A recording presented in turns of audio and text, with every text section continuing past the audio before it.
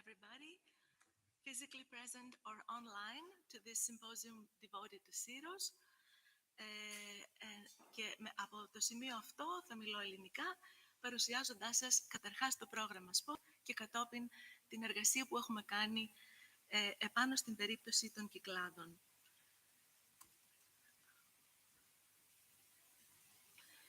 Το πρόγραμμα SPOT, το ακρονίμιο SPOT, σημαίνει κοινωνική και καινοτόμα πλατφόρμα για τον πολιτισμικό και πολιτιστικό τουρισμό και τις δυνατότητες του για εμβάθυνση του ευρωπαϊσμού.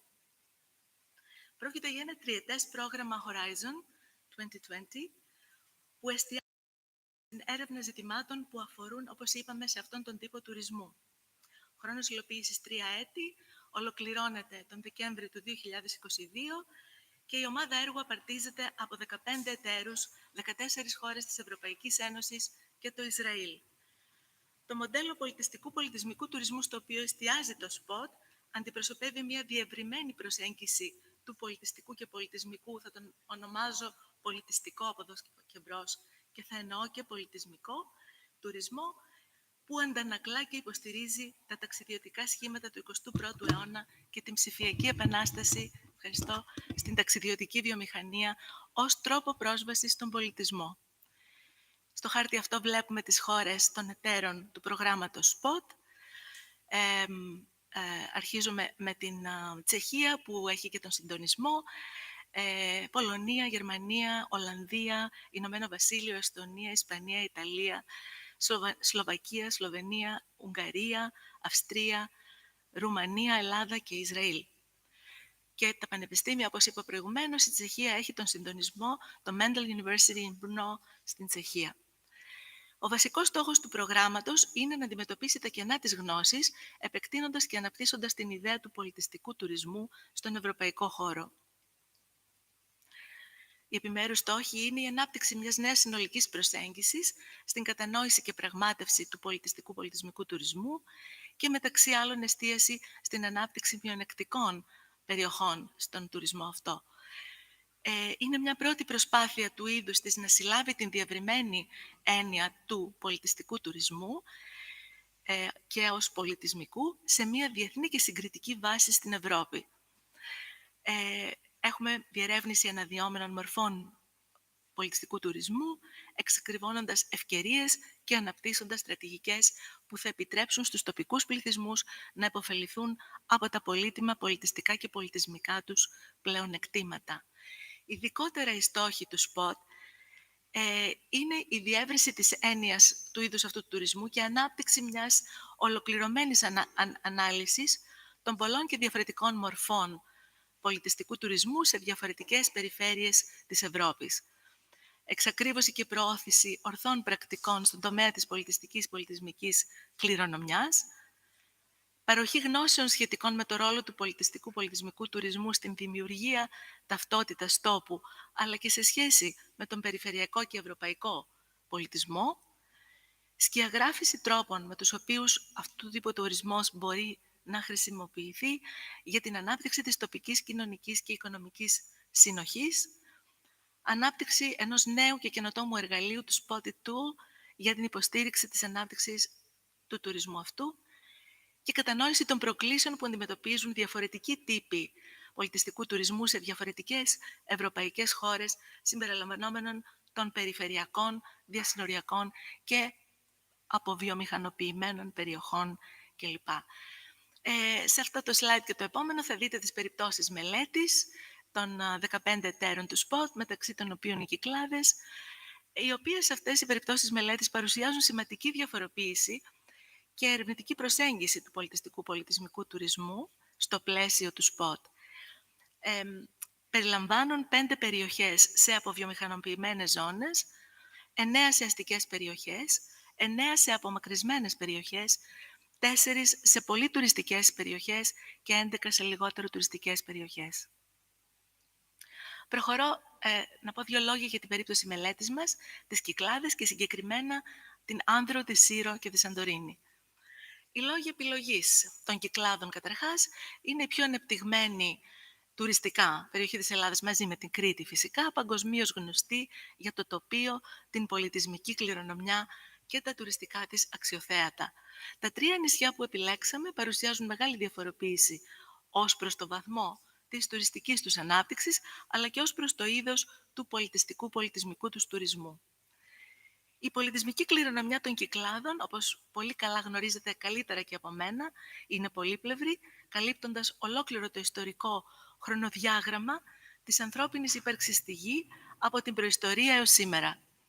Η λεγόμενη παραδοσιακή αρχιτεκτονική του Αιγαίου, όπως ξέρουμε, είναι μοναδική και παγκόσμια αναγνωρίσιμη, για παράδειγμα, αλλά και οι δυνατότητες τουριστικής ανάπτυξης είναι πολύ σημαντικές για την ανάπτυξη όλων των τύπων τουρισμού στις Κυκλάδες, και θα θέλαμε να προσθέσουμε ειδικότερα του πολιτιστικού πολιτισμικού τουρισμού και άλλων ειδικών και εναλλακτικών μορφών τουρισμού που αφορούν και συμβάλλουν στην αειφόρο ανάπτυξη των νησιών. Βέβαια υπάρχουν κάποια εμπόδια στην προσπάθεια της ανάπτυξης αυτού του τύπου τουρισμού, που επίσης μας είναι γνωστά, όπως η έλλειψη τουριστικού σχεδιασμού, η παράνομη τουριστική δραστηριότητα, η έλλειψη χρηματοδότησης, προβλήματα υπερσυγκέντρωσης τουριστών όπως στη Σαντορίνη και αλλού. Και βεβαίως και εδώ και μια μικρή λίστα ενδεικτικά των αξιοθεάτων του πολιτιστικού τουρισμού. Να σας συστήσουμε την ομάδα εργασίας του Πανεπιστημίου Αιγαίου για το πρόγραμμα SPOT. Εγώ είμαι η υπεύθυνη επιστημονικά καθηγήτρια, με καθηγήτρια γεωγραφίας στο Πανεπιστήμιο Αιγαίου, με ερευνητικά ενδιαφέροντα ανθρωπογεωγραφία, πολιτισμική γεωγραφία, τουρισμός, αγροτικό και αστικό τοπίο, ανάπτυξη, ταυτότητα, παγκοσμιοποίηση και μεθοδολογίες έρευνας στις κοινωνικές επιστήμες. Η κυρία Βασιλική Γεωργούλα, διδάκτορ και ερευνήτρια του Πανεπιστημίου Αιγαίου, αλλά και άρτη εκλεγήσα στο Πανεπιστήμιο Αιγαίου, στο νέο μας τμήμα του τουρισμού, με ερευνητικά ενδιαφέροντα πολιτιστικό τουρισμό, φεστιβάλ και ειδικές εκδηλώσεις, τουριστική γεωγραφία, πολιτιστική κληρονομιά, βιωσιμότητα και τοπική ανάπτυξη. Και η κυρία Εκατερίνη Γκόλτσιου, διδάκτορ και ερευνήτρια και αυτή του Πανεπιστημίου μας, και αυτή άρτη εκλεγήσα στο Γεωπονικό Πανεπιστήμιο και αυτή ως επίκουρος καθηγήτρια, με ερευνητικά ενδιαφέροντα την αρχιτεκτονική τοπίου, αξιολόγηση χαρακτήρα τοπίου, τουρισμό, αγροτουρισμό GIS και χαρτογράφηση τοπίου, και υπεύθυνη για την εργασία μας επάνω στο Spotty Tool και τη χαρτογράφηση των μεταβλητών των νησιών μας για τις ανάγκες αυτού του εργαλείου. Οι εταίροι μας, εκπρόσωποι του ΕΟΤ, του Εμπορικού Επιμελητηρίου Κυκλάδων, ο Δήμος Σύρου, ο Δήμος Άνδρου, ο Δήμος Θήρας, το Ινστιτούτο Σύρου, ο ΕΡΜΕΣ, η Εφορία Αρχαιοτήτων Κυκλάδων και ο ΣΕΤΕ. Προχωρώ στην δομή και οργάνωση του προγράμματος SPOT. Τα πακέτα εργασίας είναι 6, από τα οποία τα 3 αφορούν την ερευνητική μας δραστηριότητα και στα οποία αυτά θα αναφερθώ σήμερα. Το πρώτο πακέτο εργασίας έχει να κάνει με τη συλλογή, ανάλυση και τεκμηρίωση των δεδομένων του πολιτιστικού πολιτισμικού τουρισμού, και εδώ μιλώ κυρίως για τα ποσοτικά στοιχεία. Το δεύτερο πακέτο έχει να κάνει με τη διερεύνηση και οργάνωση των πολιτικών, στρατηγικών και πρακτικών πολιτιστικού τουρισμού. Το τρίτο με την δημιουργία του νέου εργαλείου καινοτομίας στον πολιτιστικό τουρισμό, το Spotted όπως το έχουμε ονομάσει. Το τέταρτο πακέτο με δραστηριότητες διάχυσης της γνώσης και των ευρημάτων του προγράμματος. Το πέμπτο με την διαχείριση του έργου και το έκτο με απαιτήσεις δεοντολογίας στην έρευνα. Μια αδρή εικόνα του προϋπολογισμού του έργου. Το συνολικό budget μας 3 εκατομμύρια, όπως βλέπετε το μεγαλύτερο μέρος αφορά τα κόστη εργασίας. Το πακέτο εργασίας 1 αφορά τα δεδομένα και την τεκμηρίωση του πολιτιστικού τουρισμού, και κύριος στόχος του είναι να τεκμηριωθεί αυτού του τύπου ο τουρισμός και η τρέχουσα κατάστασή του στις 15 περιπτώσεις μελέτης του SPOT, αλλά και ο εντοπισμός των κενών και των μελλοντικών τάσεων ανάπτυξής του. Πιο συγκεκριμένα, το πακέτο 1 πραγματεύεται τη διευρυμένη έννοια του πολιτιστικού πολιτισμικού τουρισμού, προσδιορίζει και χαρτογραφεί διασυνδέσεις πολιτιστικών δικτύων σε διάφορες χώρες της Ευρωπαϊκής Ένωσης, αξιολογεί τον ρόλο αυτών των δικτύων στην συνολική εθνική και περιφερειακή ανταγωνιστικότητα και τη σχέση τους με θέματα καινοτομίας και ανθρώπινου δυναμικού, και εντοπίζει τοπικές, εθνικές και κοινοτικές αναπτυξιακές πρωτοβουλίες και καλές πρακτικές με εφαρμογή στον πολιτιστικό τουρισμό. Δευτερευόντως εξετάζει πτυχές της πολιτισμικής κληρονομιάς, που είναι σημαντικές ως τουριστικά αξιοθέατα, αναλύει τις διασυνδέσεις μέσω των οποίων ο τουρισμός αυτός διενεργείται και προωθείται, διερευνά τη συμβολή του πολιτιστικού τουρισμού στην ευρύτερη οικονομική και κοινωνική ανάπτυξη των επιμέρους περιοχών μελέτης, αλλά και της Ευρώπης ευρύτερα, αξιολογεί τις σχετικές προκλήσεις για την οικονομική και κοινωνική ανάπτυξη της κάθε περιοχής μελέτης και φυσικά και στο πλαίσιο των νέων αναπτυσσόμενων κρίσεων στο τουρισμό που μας βρήκαν στην πορεία, όπως η πανδημία του COVID-19, φυσικά η κλιματική κρίση και η ενεργειακή κρίση και άλλες κρίσεις που έχουμε να αντιμετωπίσουμε από εδώ και μπρος, και προσδιορίζει και μελετά παραδείγματα ορθών πρακτικών. Το πακέτο εργασίας 2 επικεντρώνεται στις πολιτικές που εφαρμόζονται στις 15 περιπτώσεις μελέτης με σκοπό να εντοπίσει τις βέλτιστες περιπτώσεις χάραξης τουριστικής και πολιτιστικής και πολιτισμικής πολιτικής και πολιτικής για τον πολιτιστικό τουρισμό. Στόχος του είναι να εκτιμήσει τις υπάρχουσες στρατηγικές για την προώθηση του πολιτιστικού τουρισμού σε περιφερειακό, εθνικό και ευρωπαϊκό επίπεδο, συμπεριλαμβανόμενης της χρήσης διαρθρωτικών επενδυτικών πόρων όπου ενδείκνυται. Τα αποτελέσματα του δεύτερου πακέτου στοχεύουν να παρέχουν μία σε βάθος ανάλυση των υπαρχουσών πολιτικών πολιτιστικού τουρισμού, αλλά και να προσφέρουν λύσεις πρακτικής εφαρμογής, όπως την υποστήριξη της Ευρωπαϊκής Ένωσης σε θέματα χάραξης πολιτικών και χρηματοδότησης στον τομέα αυτών. Πιο συγκεκριμένα, το πακέτο αυτό, το δεύτερο πακέτο,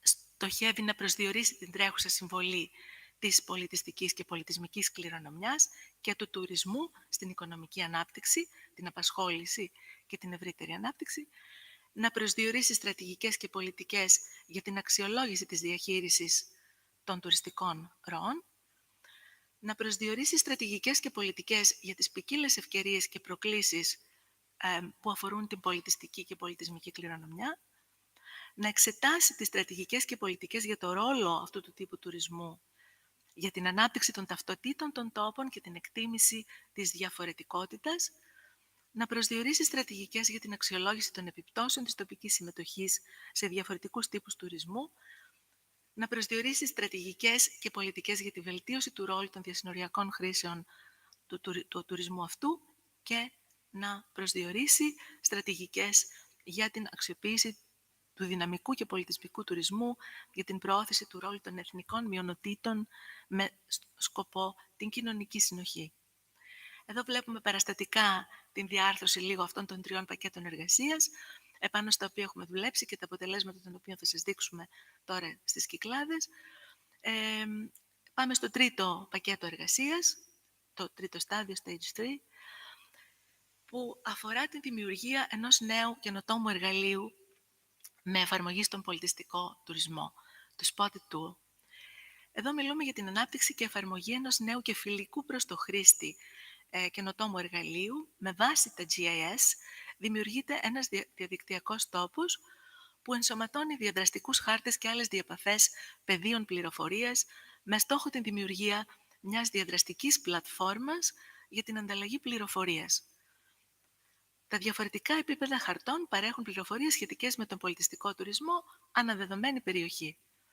Ο γενικός σκοπός αυτού του εργαλείου είναι να παρέχει μηχανισμούς υποστήριξης αποφάσεων για την ανάπτυξη σημείων ενδιαφέροντος αυτού του τύπου τουρισμού.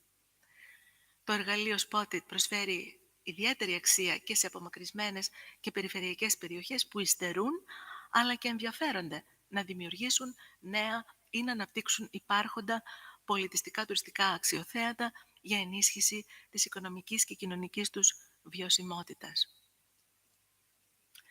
Πρωταρχικά, το εργαλείο αυτό στοχεύει να εκτιμήσει τη σκοπιμότητα δημιουργίας ή ανάπτυξης σημείων τουριστικού ενδιαφέροντος και τη χωροθέτησή τους εννοείται σε οποιαδήποτε δεδομένη γεωγραφική περιοχή με βάση τα ιδιαίτερα της χαρακτηριστικά τα οποία αφορούν ειδικά αυτόν τον τύπο τουρισμού. Στοχεύει να αξιολογήσει την τρέχουσα καθώς και την πιθανή προσβασιμότητα στα σημεία αυτά, να αξιολογήσει τη συνολική τουριστική προσφορά της γύρω περιοχής και να εξετάσει τις δυνατότητες παροχής μιας πιο ελκυστικής εμπειρίας, συνδέοντας προορισμούς και εμπειρίες μεταξύ τους, στοχεύοντας σε καλύτερη οικονομική απόδοση και επένδυση, να εκτιμήσει την απαιτούμενη επένδυση για ένα καθορισμένο σημείο τουριστικού ενδιαφέροντος, να προβλέψει τον πιθανό αριθμό επισκεπτών, να εκτιμήσει, θα λέγαμε πιο σωστά, στο καθορισμένο αξιοθέατο και να εκτιμήσει επίσης και τα δυνητικά έσοδα ανεπισκέπτη. Όπως θα δείτε, είναι πολύ ευέλικτο το εργαλείο αυτό. Επίσης, το εργαλείο αυτό παρέχει υποστήριξη στους στόχους αυτούς, στους σκοπούς αυτούς, προσδιορίζοντας τα υπάρχοντα και δυνητικά πολιτιστικά και πολιτισμικά σημεία ενδιαφέροντος στην κάθε περιοχή, καθώς και στοιχεία που τυχόν λείπουν, όπως σε υποδομές ή μέσα μεταφοράς, περιλαμβάνοντας τις σχετικές διαθέσιμες συμβουλευτικές υπηρεσίες, χρηματοδοτικούς φορείς κλπ. Που μπορούν να υποστηρίξουν αυτόν τον τουρισμό, προτείνοντας στρατηγικές για την καθιέρωση, προώθηση και εμπορία νέων και υπαρχόντων πόλων τουριστικής ελκυστικότητας, με βάση βέλτιστες πρακτικές άλλων προορισμών με παρόμοια χαρακτηριστικά, επιτρέποντας στους κατοίκους και επιχειρηματίες της περιοχής να μοιράζονται τις γνώσεις τους σχετικά με πολιτισμικά δρόμενα, εκδηλώσεις κλπ. Και συνδέοντας σημεία τουριστικού ενδιαφέροντος με την τοπική, εθνική και ευρωπαϊκή τους ταυτότητα και χαρακτηριστικά. Έχει πάρα πολλές δυνατότητες. Σας δείχνω εδώ μία εικόνα από τις αρχικές σελίδες μέσα από τις οποίες μπορεί να ξεκινήσει ο χρήστης την εισαγωγή στοιχείων πληροφοριών για την επεξεργασία τους από το εργαλείο αυτό και την εξαγωγή συμπερασμάτων. Εδώ έχουμε και άλλη μία εικόνα από το ίδιο αυτό πρόγραμμα SPOT, ένας χάρτης ο οποίος δημιουργείται από την επίθεση των διαφόρων αυτών χαρτών δεδομένων και θα σας δείξουμε στο διάλειμμα και ένα βίντεο που περιγράφει ακριβώς τον τρόπο χρήσης του εργαλείου αυτού από την αρχή, στάδιο προς στάδιο, σε περίπτωση που ενδιαφέρεστε, αλλά προφανώς αυτό θα είναι διαθέσιμο σε εσάς και κατόπιν της παρουσίασης αυτής και ακόμη καλύτερα προς το τέλος του προγράμματος για χρήση, για εφαρμογή. Πηγαίνω λοιπόν τώρα στα ευρήματα της δικής μας έρευνας για τις Κυκλάδες.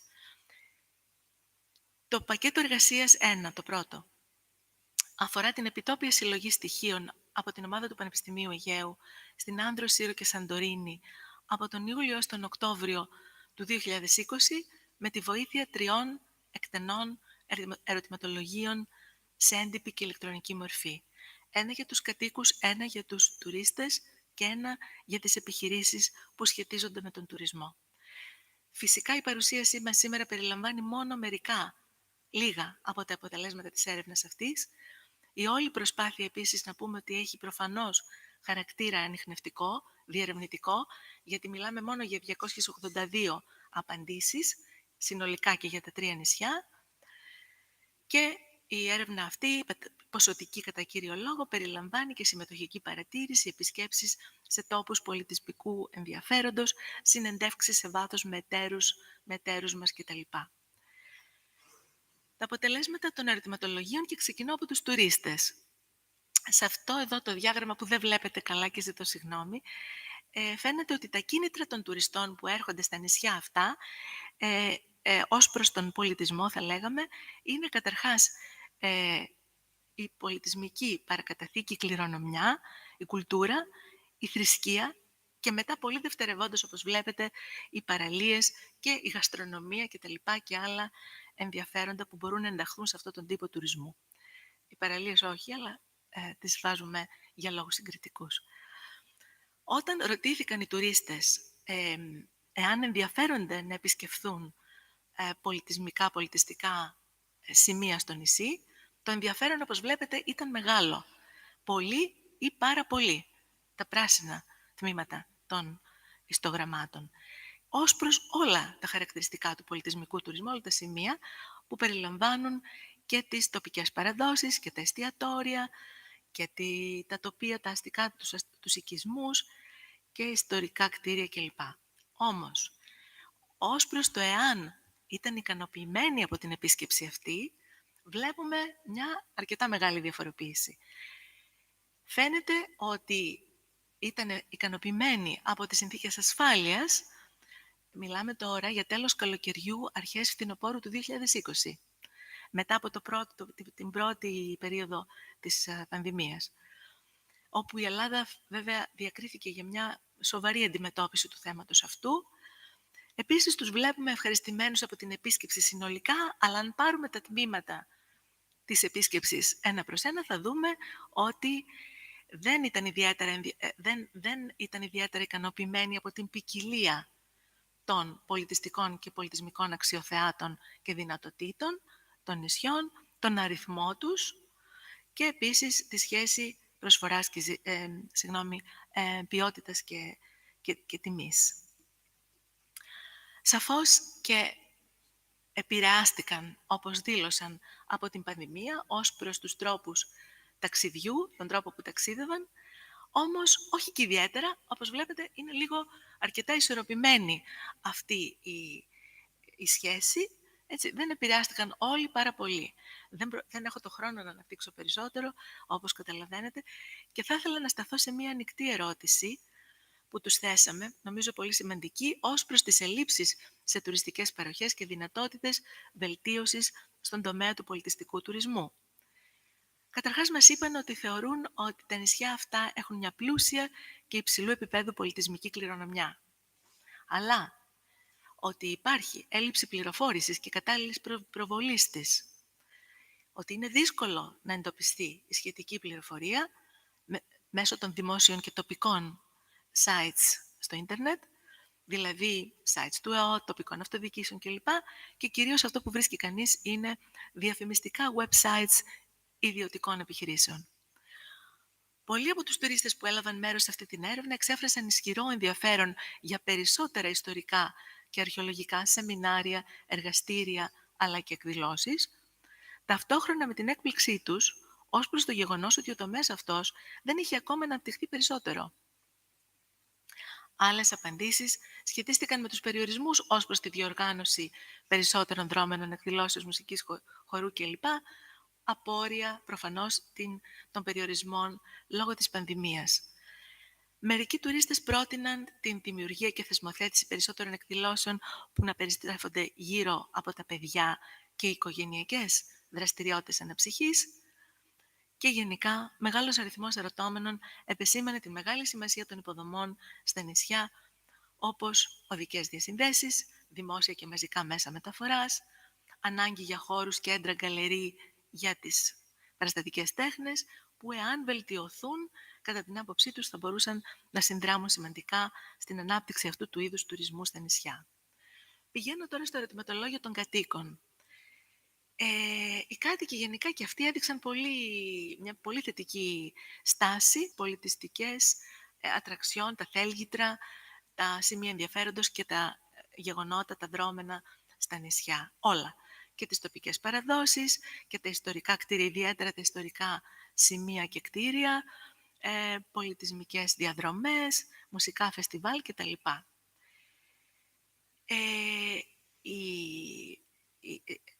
Θεώρησαν όμως ότι οι επιπτώσεις του τουρισμού επάνω στις τοπικές παραδόσεις είναι μάλλον αρνητικές, όπως βλέπετε εδώ.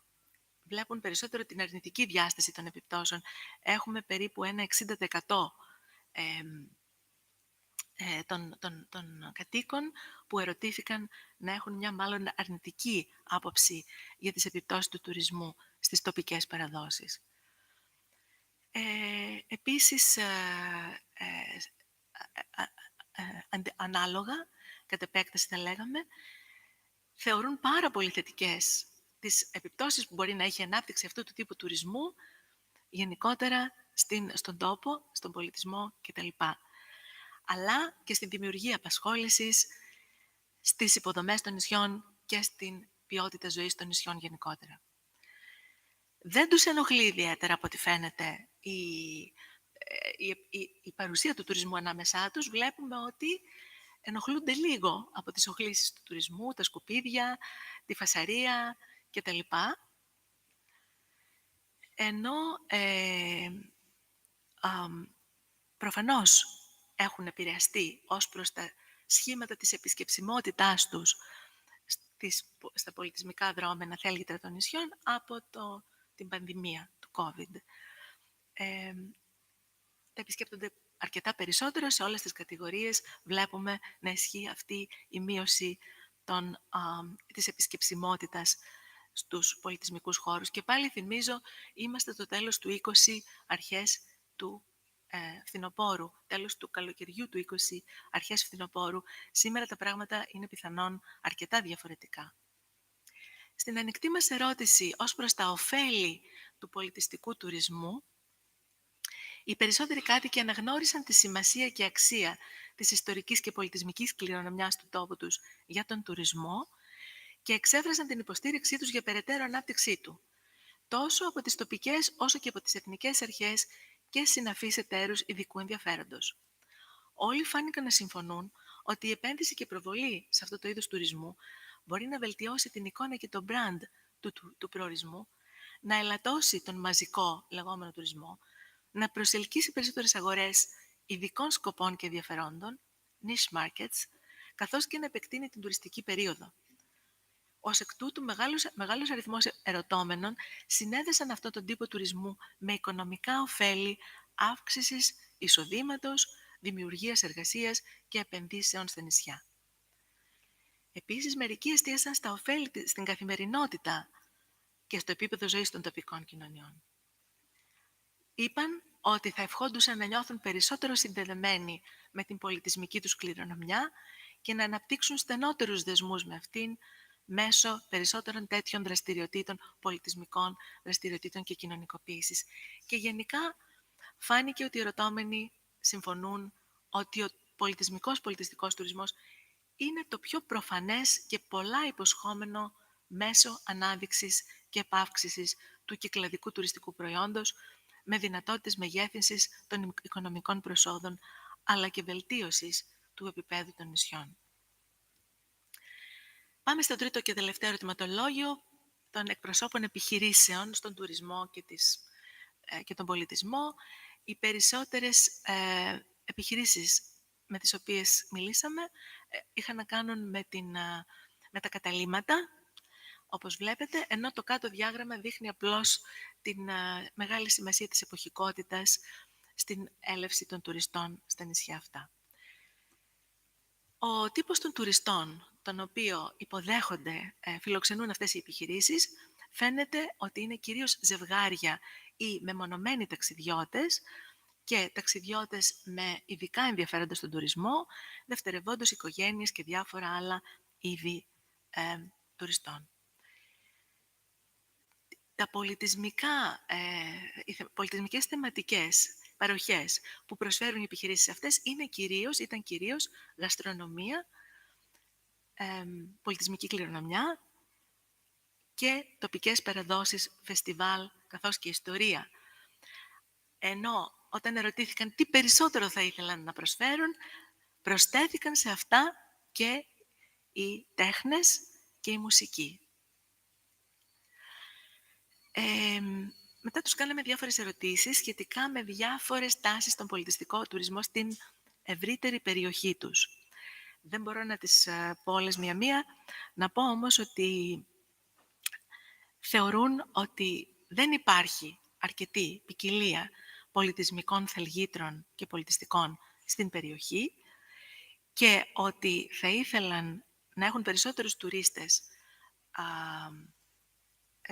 ότι θα ήθελαν να είχαν περισσότερους τουρίστες σε αυτήν την περιοχή, ενώ συμφώνησαν κατά πολύ ότι ο ρόλος της κυβέρνησης θα πρέπει να είναι περισσότερο σημαντικός ως προς την επένδυση στην ανάπτυξη αυτού του τύπου τουρισμού και στην υποβοήθηση, υποστήριξη επιχειρήσεων που ασχολούνται με αυτόν τον τύπο τουρισμού. Κάτω-κάτω βλέπετε την μεγάλη τους διαφωνία ως προς την ανάπτυξη του πολιτισμικού τουρισμού στην περιοχή. Οι περισσότεροι θεωρούν ότι δεν είναι ιδιαίτερα αναπτυγμένος.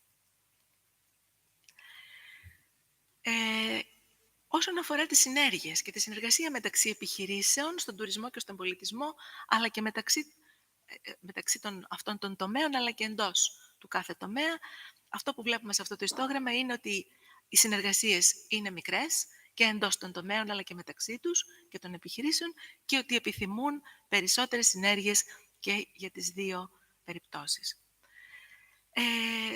Εδώ φαίνεται καταφανώς ότι η πανδημία επέδρασε πάρα πολύ στον πολιτιστικό-πολιτισμικό τουρισμό, ως προς τα πάντα. Ως προς την παροχή τέτοιων πολιτισμικών θελγήτρων, τις αφίξεις, τα bookings και τα λοιπά, όλες τις διαστάσεις λοιπόν του τουρισμού. Επηρέασε αρνητικά η πανδημία. Και τέλος, μια ανοιχτή ερώτηση ως προς τη βελτίωση των προορισμών και πάλι από την πλευρά των επιχειρήσεων. Η πλειονότητα των συμμετοχόντων στην έρευνά μας τόνισαν τη σημασία βελτίωσης των οδικών και μεταφορικών υποδομών. Πιο συγκεκριμένα, έγιναν αναφορές στην δημιουργία περισσότερων οδικών διασυνδέσεων και συντήρησης των οδικών αρτηριών. Παρότι και τα τρία νησιά φαίνεται ότι παρέχουν ικανοποιητικές μεταφορικές δυνατότητες κατά τους καλοκαιρινούς μήνες, αυτό βέβαια δεν συμβαίνει στον υπόλοιπο χρόνο, λόγω της εποχικότητας του τουρισμού, και επιπρόσθετα κάποιοι τόνισαν την ανάγκη και σημασία περισσότερων ακτοπλοϊκών διασυνδέσεων μεταξύ των νησιών και όχι μόνο με τα δύο λιμάνια των Αθηνών, Πειραιά και Ραφίνα. Πολλές άλλες απόψεις έφεραν στο προσκήνιο το ρόλο που παίζουν και μπορούν να παίξουν οι δήμοι σε θέματα καθαριότητας, προσβασιμότητας, πάρκινγκ, καθώς και φωτισμού και κάλυψης Wi-Fi σε δημόσιους χώρους, και υπήρξε μια ευρύτερη έκκληση προς τους Δήμους για περισσότερες πρωτοβουλίες και δράσεις υποστήριξης διοργανώσεων πολιτιστικών δρόμενων και δραστηριοτήτων με υποδομές, προσωπικό ή και κονδύλια προς καλλιτέχνες και συναφείς οργανισμούς. Να πω όμως εδώ ότι αναγνωρίστηκε και η συμβολή των Δήμων σε όλες αυτές τις δραστηριότητες που ήδη λαμβάνουν χώρα, έτσι, και ότι χωρίς αυτούς δεν θα ήταν δυνατό αυτό. Η σπουδαιότητα διαφήμισης και προβολής των φυσικών και πολιτιστικών θελγήτρων των νησιών υποστηρίχθηκε επίσης με έμφαση στην πολιτισμική κληρονομιά των νησιών, τις σύγχρονες τέχνες και τον αθλητισμό, που κατά τη γνώμη τους, των περισσότερων τέλος πάντων, παρέχουν μεγάλες δυνατότητες ανάπτυξης αυτού του τύπου τουρισμού. Επίσης, βάρος δόθηκε στη σημασία προβολής και μάρκετινγκ του γαστρονομικού και εινικού τουρισμού των Κυκλάδων και στο εξωτερικό. Ευρύτερα, η υποστήριξη της σχετικής επιχειρηματικότητας συνδέθηκε με την παροχή οικονομικής στήριξης στην επαγγελματική εκπαίδευση στον τουρισμό, την ενίσχυση συνεργειών μεταξύ ιδιωτικού και δημόσιου τομέα, φορολογικές ελαφρύνσεις, επενδυτικά δάνεια κλπ. Τέλος, ένας μεγάλος αριθμός ερωτώμενων επεσήμανε και την αξία και σημασία της προστασίας του φυσικού περιβάλλοντος, του τοπικού χαρακτήρα, της αρχιτεκτονικής και της παραδοσιακής κληρονομιάς των νησιών, με τη θέσπιση και επιβολή περιορισμών στην δόμηση, στον ξενοδοχειακό τομέα και άλλες τουριστικές υποδομές, όπως και στον οργανωμένο τουρισμό πακέτου. Και ειδικά για τη Σαντορίνη, βέβαια, ο περιορισμός φαινομένων του λεγόμενου υπερτουρισμού, όπως παραδείγματος χάρη με μέτρα ελέγχου και περιορισμού του τουρισμού κρουαζιέρας, πράγμα που θεωρήθηκε κλειδί στην αναχέτηση των φαινομένων αυτών. Πολύ πιο σύντομα πάμε στα ευρήματα και των δύο υπολείπων πακέτων, το πακέτο εργασίας 2. Εδώ κάναμε συλλογή και οργάνωση υλικού σχετικά με όλες τις πολιτικές, στρατηγικές και το σχεδιασμό που είναι συναφείς του πολιτιστικού τουρισμού σε όλα τα επίπεδα. Συνεντεύξεις σε βάθος στις αρχές του φθινοπόρου του 2020 με εκπροσώπους τοπικών αρχών και ΜΚΟ εταίρους του ΣΠΟΤ επάνω σε συναφή θέματα. Μια στρογγυλή τράπεζα τον Ιούλιο του 2021 με εταίρους του ΣΠΟΤ και θέματα συζήτησης που έχουν να κάνουν και με τον ορισμό αυτού του τύπου τουρισμού και με τις στρατηγικές και πολιτικές που ισχύουν στην Ελλάδα σε εθνικό επίπεδο και τοπικό και περιφερειακό, βέβαια, ότι υπάρχει για τα θέματα αυτά, και το κατά πόσον εκπληρώνουν τους στόχους διασφάλισης αειφορίας, καινοτομίας, χρήσης νέων τεχνολογιών, δημιουργίας κατάλληλων υποδομών κλπ. Για αυτό το είδος τουρισμού. Συζήτηση πάνω στο ρόλο τα κόστη και τα ωφέλη των τοπικών κοινωνιών από την αναμενόμενη και επιθυμητή ανάπτυξη αυτού του τύπου τουρισμού, το πώς η πανδημία επέδρασε σε όλα αυτά και ποια είναι τα μελλοντικά σχέδια και κυρίως οράματα για την ανάπτυξη του πολιτισμικού τουρισμού στην χώρα μας και ειδικά στις Κυκλάδες. Και εδώ θα ήθελα να προσκαλέσω από τώρα το ακροατήριο, τις αρχές κτλ, τους συμμετέχοντες, να μας παραθέσουν τις απόψεις τους ως προς αυτά τα οράματα. Πολύ σύντομα σε μια διαφάνεια τα ευρήματά μας. Υπήρξε μεγάλος βαθμός συμφωνίας μεταξύ των εταίρων μας επάνω στα βασικά αυτά θέματα και επίσης διακρίναμε μια ευρύτητα ορισμού του πολιτιστικού τουρισμού που περιλαμβάνει όχι μόνο τα υλικά επιτεύγματα και προϊόντα, τα πολιτιστικά δηλαδή στοιχεία του πολιτισμικού μας συστήματος, αλλά και τα πολιτισμικά, δηλαδή τα ιδεατά συστήματα, οι αξίες, οι αρχές, οι συνήθειες που βρίσκονται στη βάση της λειτουργίας του μιας οποιαδήποτε κοινωνίας. Εδώ και πάλι διαπιστώθηκε η απουσία του κράτους ως προς τον σχεδιασμό, τη διαχείριση, την πολιτική και τις στρατηγικές για αυτό το είδος τουρισμού. Διαπιστώθηκε επίσης η ελλειπής αντιμετώπιση των επιπτώσεων της πανδημίας όσον αφορά την τοπική επιχειρηματικότητα, με δυσμενείς συνέπειες σε θέματα πολιτισμού, απασχόλησης και αειφόρου ανάπτυξης των νησιών. Φάνηκε η τεράστια σημασία των εκ των κάτω προς τα άνω πρωτοβουλειών σχετικών με τον τουρισμό και τον πολιτισμό, με συνεργατικό, συμμετοχικό σχεδιασμό και υλοποίηση δράσεων, αλλά και δημιουργία στόχων και οραμάτων, όπου και οι Δήμοι έπαιξαν αξιοσημείωτο ρόλο, αν και υπάρχει ακόμα πολύ ανάγκη περισσότερης κρατικής υποστήριξης με κονδύλια και υποδομές, για κονδύλια και υποδομές. Οράματα για το μέλλον φαίνεται ότι υπάρχουν, αλλά είναι ακόμα σημαντικότερο να αγκαλιάσουν οι τοπικές κοινωνίες τον πολιτισμό μας ως αναπόσπαστο τμήμα της καθημερινής μας ζωής, αντί αυτός να υποπέσει σε τουριστικό προϊόν, καθαρά εμπορεύσιμο προϊόν. Παρότι βέβαια η πανδημία ανακατέταξε τις οικονομικές προτεραιότητες και τις προέταξε έναντι όλων των υπολείπων και αναχέτησε βήματα προόδου που είχαν γίνει στον τομέα της πράσινης ανάπτυξης, ψηφιακής επανάστασης κλπ. Παρ' όλα αυτά, υπάρχουν πολλές ιδέες και κυριαρχεί αισιοδοξία για το μέλλον μέσα από τις ευκαιρίες και δυνατότητες της μεταπανδημίαν εποχής. Τέλος, ολοκληρώθηκε μία σειρά από εργαστήρια στο πλαίσιο του προγράμματος SPOT, μία σειρά από εργαστήρια πάνω σε κέρια ζητούμενα του προγράμματος, τα αποτελέσματα των οποίων ακόμα επεξεργαζόμαστε. Οι θεματικές ήταν αναζήτηση καλών πρακτικών, πολιτιστικού τουρισμού και κουλτούρων τουρισμού, η διατύπωση κάποιων χρυσών κανόνων διαμόρφωσης προτάσεων πολιτικής, η σύνδεση αυτού του είδους τουρισμού και της περιφερειακής ανάπτυξης, η διερεύνηση του ρόλου των εταίρων μας, των τοπικών κοινωνιών και επίσης οι επιπτώσεις της ταυτότητας τόπων, όπου υπήρξε μια τελική σύνδεση και αξιολόγηση όλων αυτών των 15 περιπτώσεων μελέτης του SPOT επάνω σε διάφορες διαστάσεις μιας σειράς από μεταβλητές. Αυτή η σύνδεση έγινε με τη βοήθεια ενός νέου εργαλείου και αυτού καινοτόμου, του τροχού αξιολόγησης για τις ανάγκες του προγράμματος, που περιλαμβάνει τις εξής παραμέτρους: διαμόρφωση πολιτικής, υλοποίηση πολιτικής, τοπικές συμμετοχικές διαδικασίες, συλλογικά οράματα για το μέλλον, αειφόρος ανάπτυξη, πράσινη ατζέντα και υποδομές. Και τώρα θα σας δείξω την εφαρμογή στην περίπτωση των Κυκλάδων. Βλέπουμε αυτές τις 6 παραμέτρους που ανέφερα προηγουμένως, οι οποίες λαμβάνουν μία εκτίμηση, μια βαθμολόγηση για την κάθε μία περίπτωση. Αυτή είναι η περίπτωση των Κυκλάδων. Δεν έχω το χρόνο να πω περισσότερες λεπτομέρειες. Βλέπω μια μεγάλη αυξομοίωση ως προς όλες αυτές τις παραμέτρους. Και τέλος, το πακέτο εργασίας 3. Η δημιουργία του νέου εργαλείου καινοτομίας στον πολιτιστικό τουρισμό. Τα βασικά στοιχεία του Spotted Tool, για να τα θυμηθούμε, είναι να παρέχει βασικές πληροφορίες για το πολιτιστικό και πολιτισμικό απόθεμα μιας περιοχής. Να διακρίνει μεταξύ είδη και θεματικές τέτοιου τουρισμού.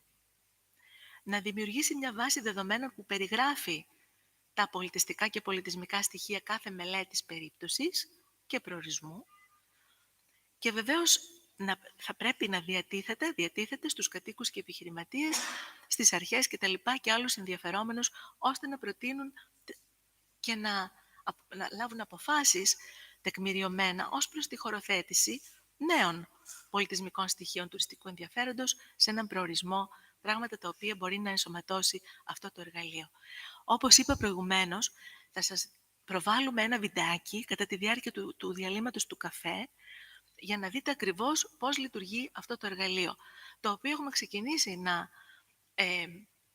να δουλεύουμε, να εφαρμόζουμε στην περίπτωση των Κυκλάδων και συγκεκριμένα πέρα από το ψηφιακό ανάγλυφο των νησιών, τις ισοϊψείς καμπύλες και εδαφικές κλήσεις που πήραμε έτοιμες, δημιουργήσαμε χαρτογραφικά υπόβαθρα στο GIS για σημεία πολιτιστικού ενδιαφέροντος, σημεία τουριστικού ενδιαφέροντος, οδικό δίκτυο, περιοχές Natura, οικιστικό σύστημα και τουριστικά καταλύματα.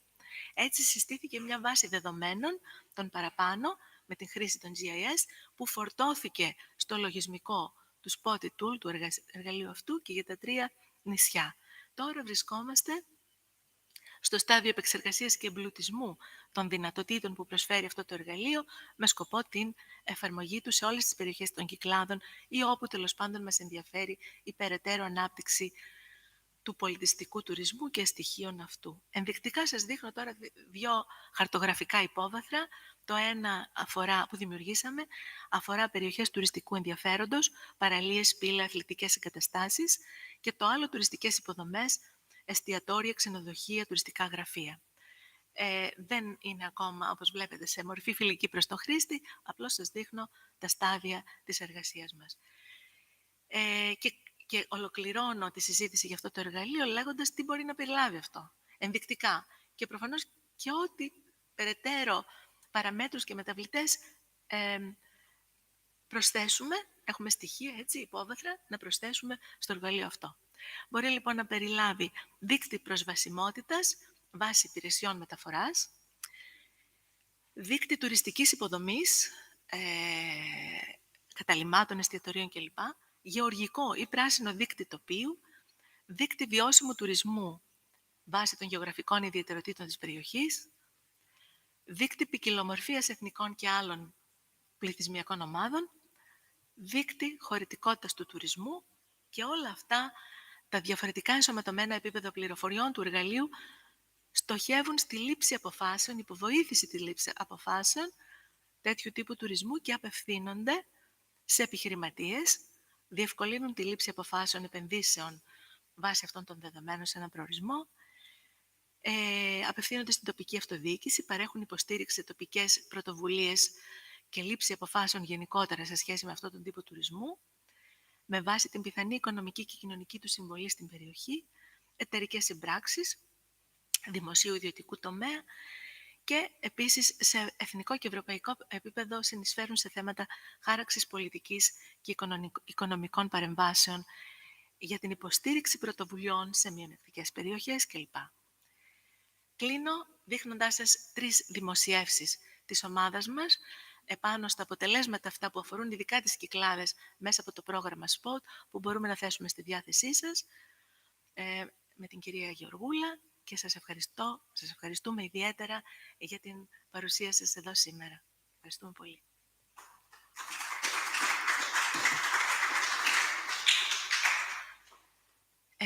Ελπίζω να ήταν αρκετά κατανοητά αυτά που είπαμε και θα ήθελα στο σημείο αυτό να δώσω το έδαφος και στο κοινό, σε εσάς, για τα σχόλιά σας, τις παρατηρήσεις σας, τα συναισθήματά σας, αν θέλετε, ως προς όλα αυτά τα πράγματα. Και ακόμα αυτό που μας ενδιαφέρει πάρα πολύ, όχι μόνο εμάς, την ομάδα του Πανεπιστημίου ΙΟΕ, αλλά και το πρόγραμμα SPOT γενικότερα, τι γίνεται από εδώ και πέρα, τι θέλουμε από εδώ και μπρος, ως προς αυτήν τη μορφή του τουρισμού στα νησιά. Τι προτάσεις, τι οράματα μπορούμε να διατυπώσουμε στη δική μας πλευρά.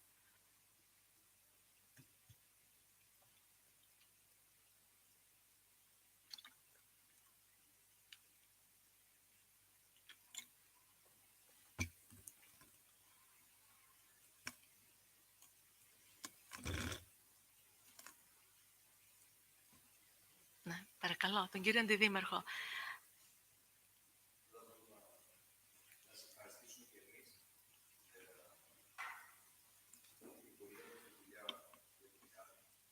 Ευχαριστούμε.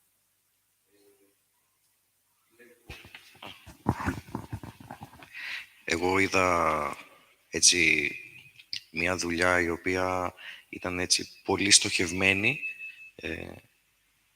Βλέπουμε ότι με τα ερωτηματολόγια που φτιάξατε πήρατε κάποια δεδομένα τα οποία έτσι όπως είδα τα γραφήματα θεωρώ ότι είχαν πάρα πολύ διαφορετικά αποτελέσματα από νησί σε νησί. Εγώ το αντιλαμβάνομαι αυτό πλήρως καθώς με τη δουλειά μου ταξιδεύω αρκετά στα νησιά και πολλές φορές με ρωτάνε ποιο είναι το πιο ωραίο νησί και τους λέω ότι όλα τα νησιά είναι πάρα πολύ όμορφα, αλλά όλα είναι πάρα πολύ διαφορετικά μεταξύ τους. Οπότε αυτή η διαφορετικότητα έχει να κάνει και με κάποια αποτελέσματα που είδαμε στους πίνακες και έχουν να κάνουν με την προώθηση προβολή του κάθε τόπου, γιατί κάθε τόπος έχει πολύ διαφορετικά χαρακτηριστικά και μιλάμε απλά και μόνο για ένα νομό της χώρας και η χώρα είναι ολόκληρη τουριστική. Οπότε, ακόμα και το ίδιο το Υπουργείο ή ο ΕΟΤ, νομίζω ότι είναι σε πολύ μεγάλη δυσκολία να υλοποιήσει μια καμπάνια συνολική για τη χώρα. Δηλαδή, ποιο είναι το μοντέλο της χώρας, είναι το ήλιος θάλασσα.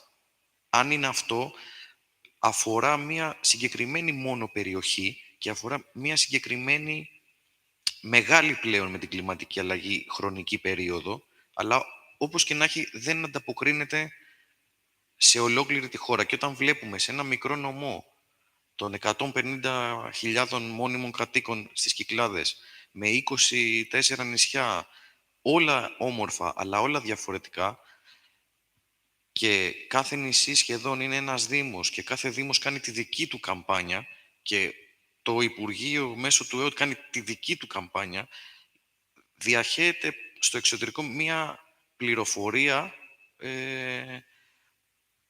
πώς να το πω, διαφορετική ίσως και από την ίδια την πραγματικότητα. Δηλαδή, είδαμε και στους ανθρώπους οι οποίοι ερωτήθηκαν και ήταν οι επισκέπτες, οι οποίοι το είπαν αυτό, ότι οι πληροφορίες που παίρνουμε είναι πληροφορίες οι οποίες είναι κυρίως από επιχειρηματίες και όχι από τους φορείς. Ναι. Αυτό νομίζω είναι κάτι το οποίο πρέπει όλοι μαζί να το δουλέψουμε και να προσπαθήσουμε να αποκτήσουμε μία ταυτότητα, αν μη τι άλλο, όχι ως νομός, γιατί στο δικό μας το νομό δεν μπορεί να γίνει, αλλά ως νησί, το κάθε νησί πρέπει να αποκτήσει μία συγκεκριμένη ταυτότητα. Και νομίζω ότι το πρόγραμμα Spot θα βοηθήσει πολύ. Ευχαριστώ. Ευχαριστούμε εμείς. We thank the Vice Mayor of Tourism for his contribution. Δεν έχει νόημα να το μεταφράσω στα αγγλικά. There's no point in me translating everything in English because, yeah. But just one point, the importance of local communities, local, authorities in assuming a role of leadership and of promotion and marketing of these islands and not leaving this initiative only to the private sector, to the businesses, entrepreneurs that are involved in tourism. So he's talking about the need for a mobilization also by the local authorities and the authorities, generally speaking, the state, in promoting, in showcasing, in presenting the possibilities for cultural tourism in the islands. And he also pointed to the fact that there's great differentiation between the different islands along many variables, but of course, especially as regards culture, generally speaking, even within just the Cyclades, not to mention the whole country. Okay, so θα απαντήσω ότι συμφωνώ απόλυτα μαζί σας. I'm in total agreement, and a lot more needs to be done. So it is a very good first step to have this realization, this acknowledgement in today's symposium, And hopefully more can be done about this also with our help, if we can, as we can, in supporting you with the results of our work. Τώρα στα αγγλικά, στα ελληνικά, σας ευχαριστούμε πάρα πολύ. We thank you very much for the good comments, κύριε Αντιδήμαρχε. I apologize for the mixture of languages. Άλλα σχόλια, παρακαλώ. Ναι. Το πω in English or in Greek? No, it's Yeah, better. let's do English. Yes, It's up thank to you. Just Please, English, yes.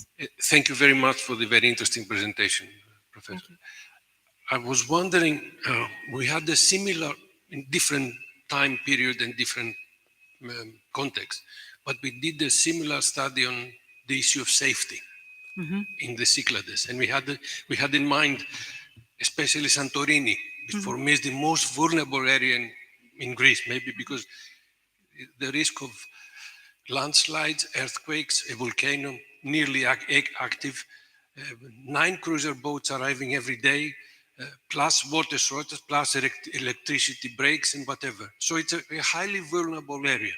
And in this study, we more or less replicated what you actually described as a cultural heritage and protection and so forth. So in our case, all inhabitants of the island said, yes, safety is very important. Very important, we should do things. But whenever you ask them, are you willing to sacrifice something of your current way of developing and living, they will say no. So I can find this kind of divergence also in your work.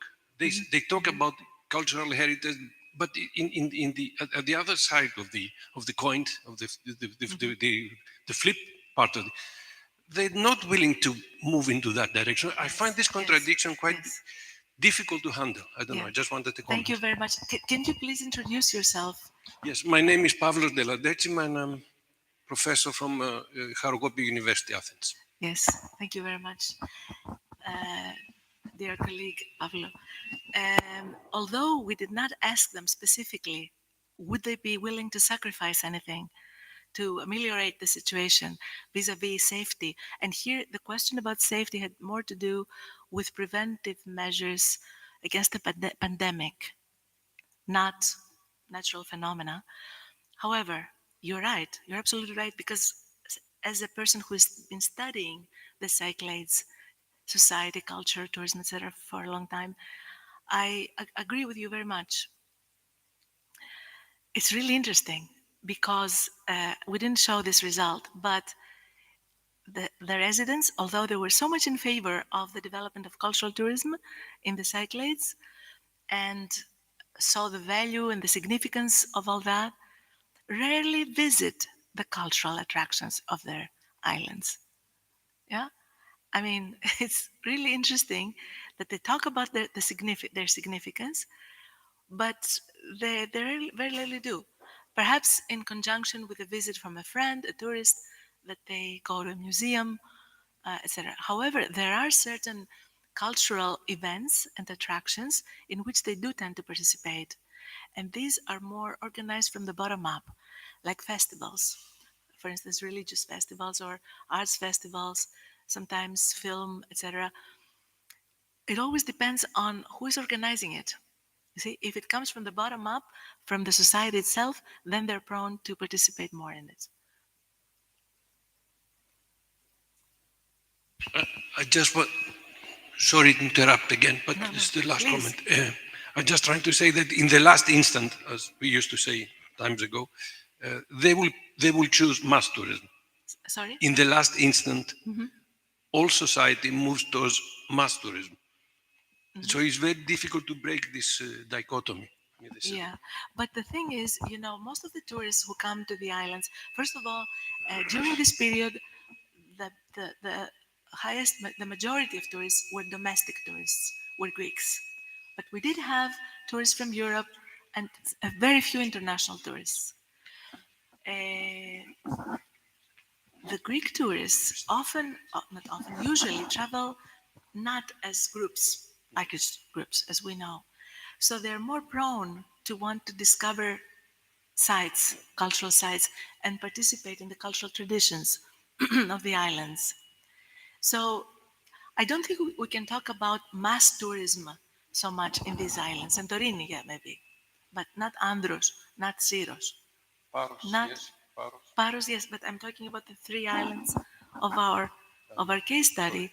Yeah, and the Cyclades are not notorious for this kind of tourism, as is Corfu, Rhodes, Crete, etc.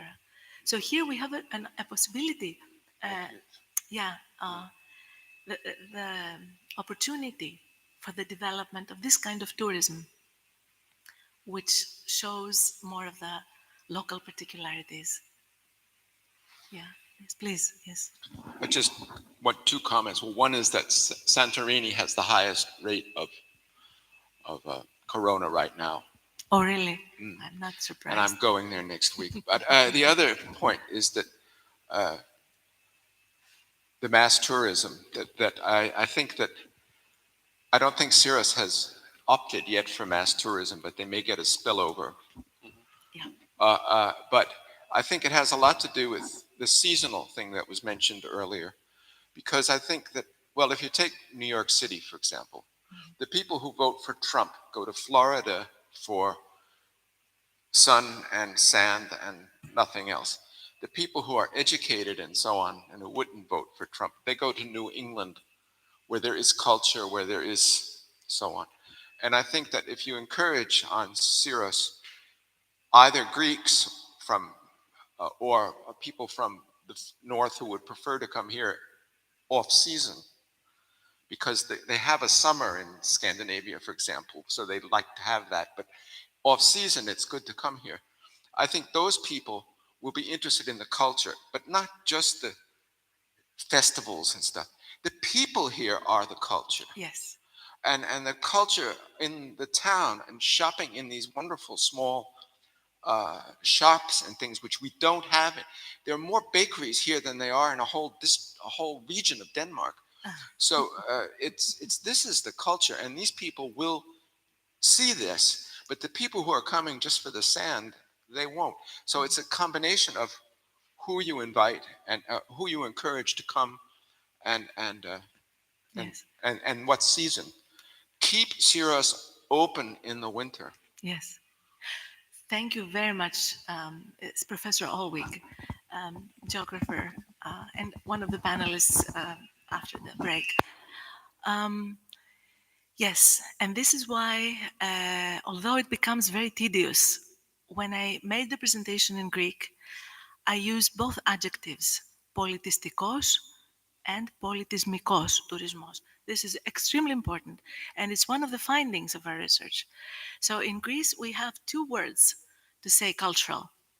One of them is connected more to the sort of school of material culture, politistikos, referring to the products of culture, like a beautiful work of art, or I don't know, some kind of a fine execution of a musical piece, or I don't know what. But politismikos refers to the intangible, the ideational basis of our ways of life, which are very important, as you say. The ways of life, of thinking, of acting, of creating, and so on and so forth. The people themselves. And that is extremely important. This is something we can take advantage of in Greece because we have such a rich culture of our everyday lives, and so differentiated. There's a great diversity in it that we could promote, and not just a nice museum, or I don't know, help me, I don't know, sirtaki and zorba and souvlaki and all these things. Okay, thank you for the comment. I wonder if the coffee break, the coffee is ready outside. If there are any more questions, we can entertain them now. But if not, we can take a small break and come back for the second part of the symposium. And in the meantime, we will be showing you a video of how the spotted tool functions. Again, thank you so much for those of you who have been here this morning and participated in this discussion. And if there are any more comments, um, Thank you very, very much again. Also to the local authorities present. Thank you.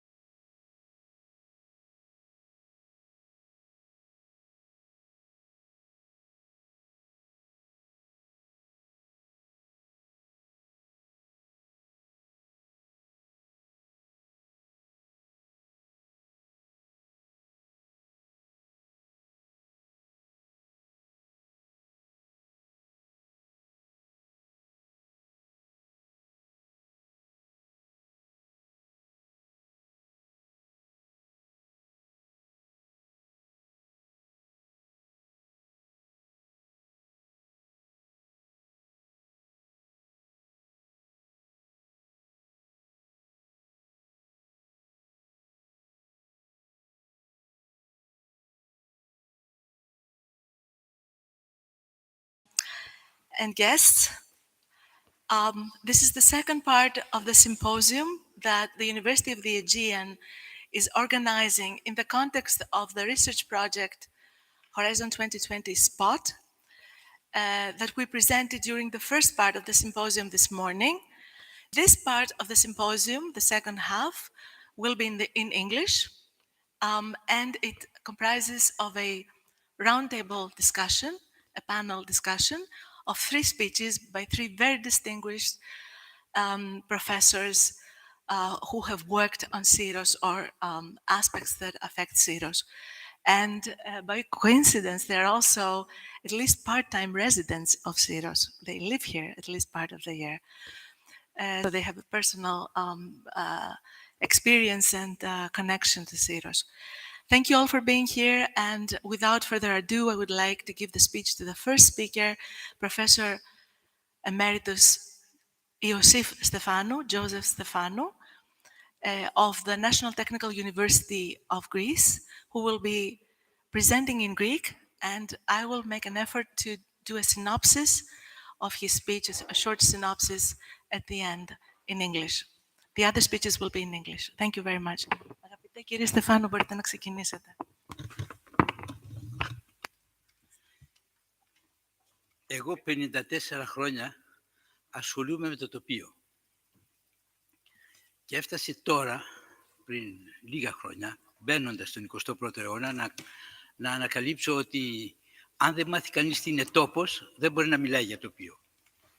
Το τοπίο δεν είναι μια φωτογραφία, δεν είναι μια εικόνα, δεν είναι μια ζωγραφιά, έτσι όπως την έχουν δει από ανέκαθεν και έτσι όπως μας έχει περάσει από την παράδοση, ότι το τοπίο είναι ένας ζωγραφίσιμος, αν θέλετε, τόπος, με πολλά γραφικά, δηλαδή εύκολα και κατανοητά ζωγραφικά στοιχεία, και ακόμη στην κοινή αντίληψη τοπίο είναι ένα μια φυσικότροπη εικόνα με δρομάκια, ριάκια, βουνά, γέφυρες, γεφυράκια κλπ. Όσο πιο πολύ μπαίνει κανείς μέσα στο τοπίο, τόσο πιο πολύ βλέπει ότι το τοπίο είναι μια συνολική, συλλογική αντίληψη που σχηματίζουν οι άνθρωποι για έναν τόπο. Και επιμένω στο συνολική και συλλογική. Συνολική είναι ότι δεν φτάνει να μιλάμε για τοπίο οπτικό. Το τοπίο έχει και διαστάσεις ακουστικές και διαστάσεις οσμητικές και διαστάσεις γευστικές και διαστάσεις απτικές. Και εκτός από αυτές τις διαστάσεις ανακαλύψαμε και ένα σωρό άλλες. Σχεδόν κάθε φορά στο μεταπτυχιακό μάθημα, στο εργαστήριο πολεοδομικής σύνθεσης, δηλαδή urban design, που ακριβώς ασχολείται με την εικόνα και την παρουσίαση της πόλης, ασχολούμαστε 3-4 χρόνια με κάθε ένα είδος τοπίου, για να το ερευνήσουμε σε βάθος. Έχουμε ασχοληθεί με το ακουστικό τοπίο, το ηχοτοπίο. Μάλιστα η κόρη μου έχει κάνει δοκτορά στο ηχοτοπίο στην Αγγλία. Έχουμε ασχοληθεί με το γευστικό τοπίο, έχουμε ασχοληθεί με το οσμητικό τοπίο και μπορώ να σας πω να σας βεβαιώσω ότι η πρώτη διατριβή που έγινε σε παγκόσμια κλίμακα πάνω στο οσμητικό τοπίο είναι στο Εθνικό Μετσόβιο Πολυτεχνείο, στο εργαστήριο αυτό. Η κοπέλα που το έχει κάνει διδάσκει τώρα στο Πολυτεχνείο, είναι στο εργαστήριό μου. Έχουμε ασχοληθεί επίσης με το απτικό τοπίο. Όταν πρωτάκουσαν, θυμάμαι φίλοι, συνάδελφοι κλπ, ότι ασχολούμαστε με το απτικό τοπίο, δηλαδή το τοπίο της αφής. Έχει τοπίο η αφή, βεβαίως έχει τοπίο η αφή. Πώς επικοινωνούμε, και μάλιστα πολύ μεγάλη σημασία, διότι το τοπίο της αφής δεν έχει ένα όργανο που συλλαμβάνει τα μηνύματα από το περιβάλλον, έχει ολόκληρο το σώμα. Ενώ για όλα τα άλλα τοπία έχουμε τα μάτια, τα αυτιά, τη μύτη, τη γεύση εδώ, το τοπίο της αφής είναι ολόκληρο το σώμα μας. Για να καταλάβουμε τι λέμε, ελάτε μια φορά στην Άνω Σύρο, στο Βορνά, όταν είναι Αύγουστος και βγείτε στο Βορνά. Να σας πάρει ένα ντους αέρος δροσερού και φρέσκου, να δείτε τι σημαίνει Βορνάς. Και δεν είναι μόνο η Άνω Σύρος, όλα τα νησιά των Κυκλάδων έχουν Βορνά, τα βορεινά δηλαδή.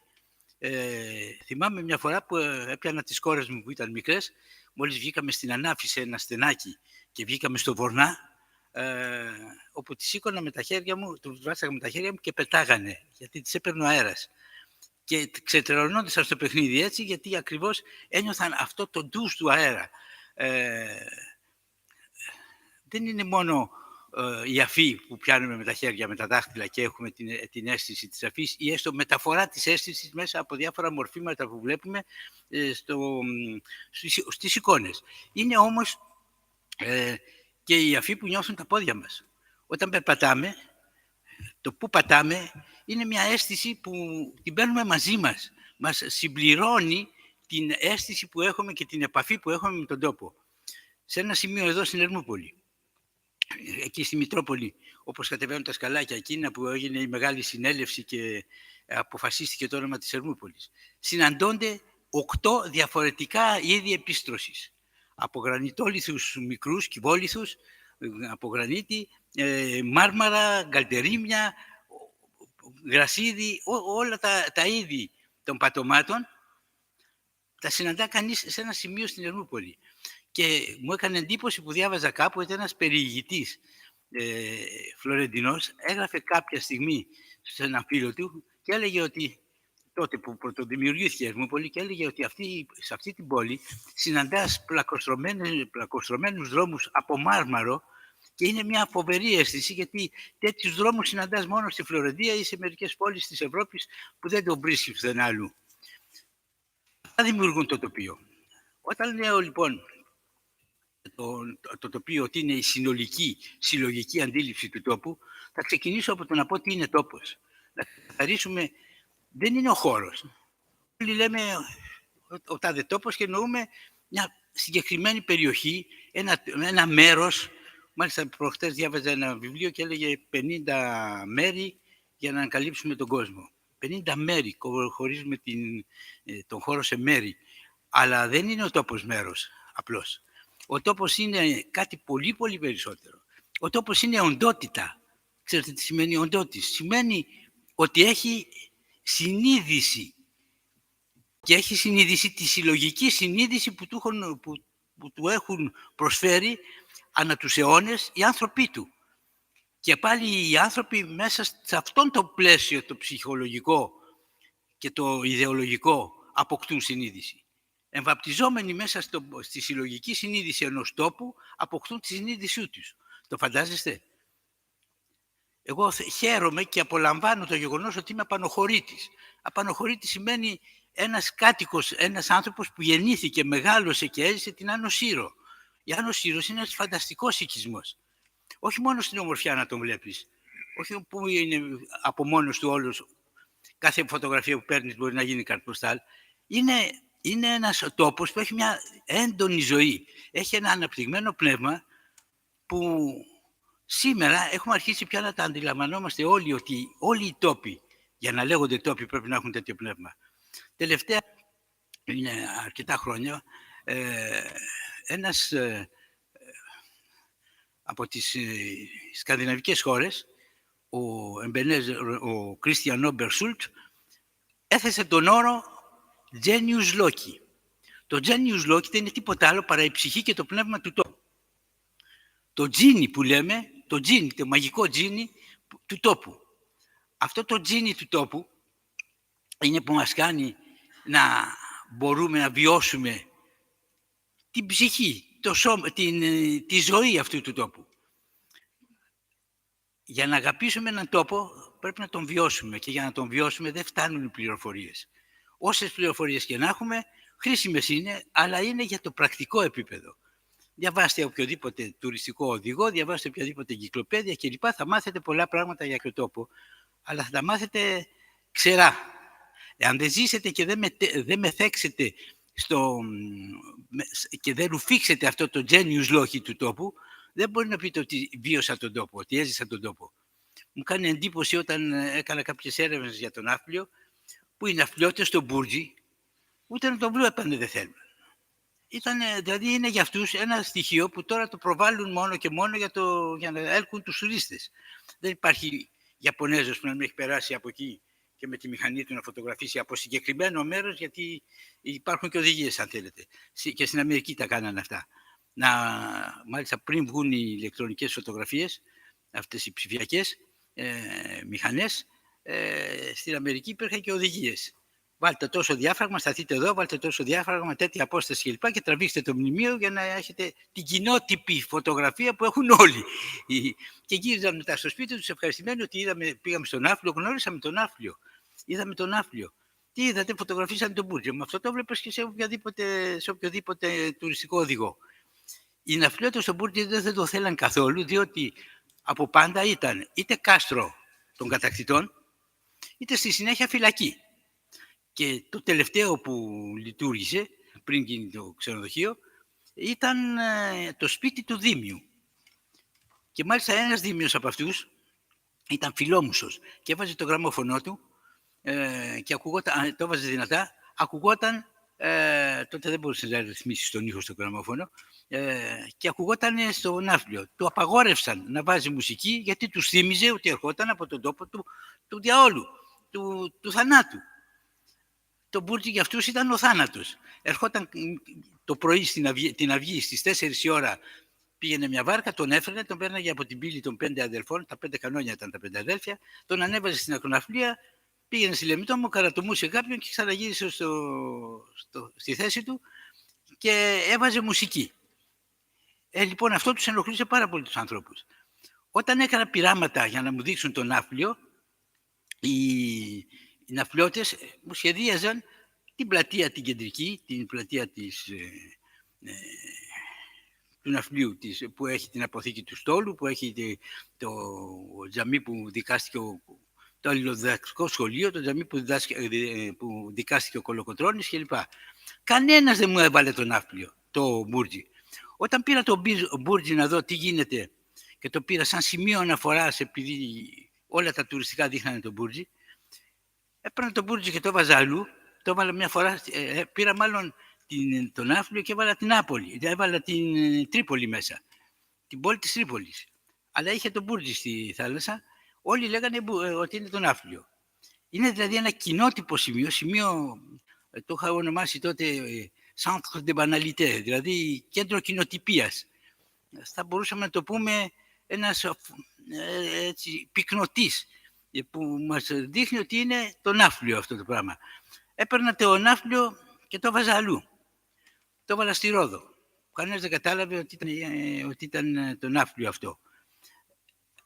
Θέλω να πω, όταν λέμε συνολική εντύπωση, δεν είναι όμως μόνο αυτό που συλλαμβάνουμε από τις 5 αισθήσεις. Είναι αυτό που συλλαμβάνουμε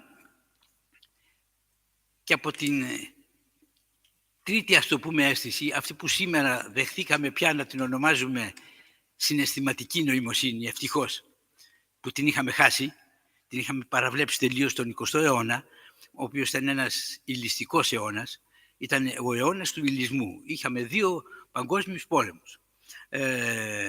Είχαμε φοβερές ζημιές.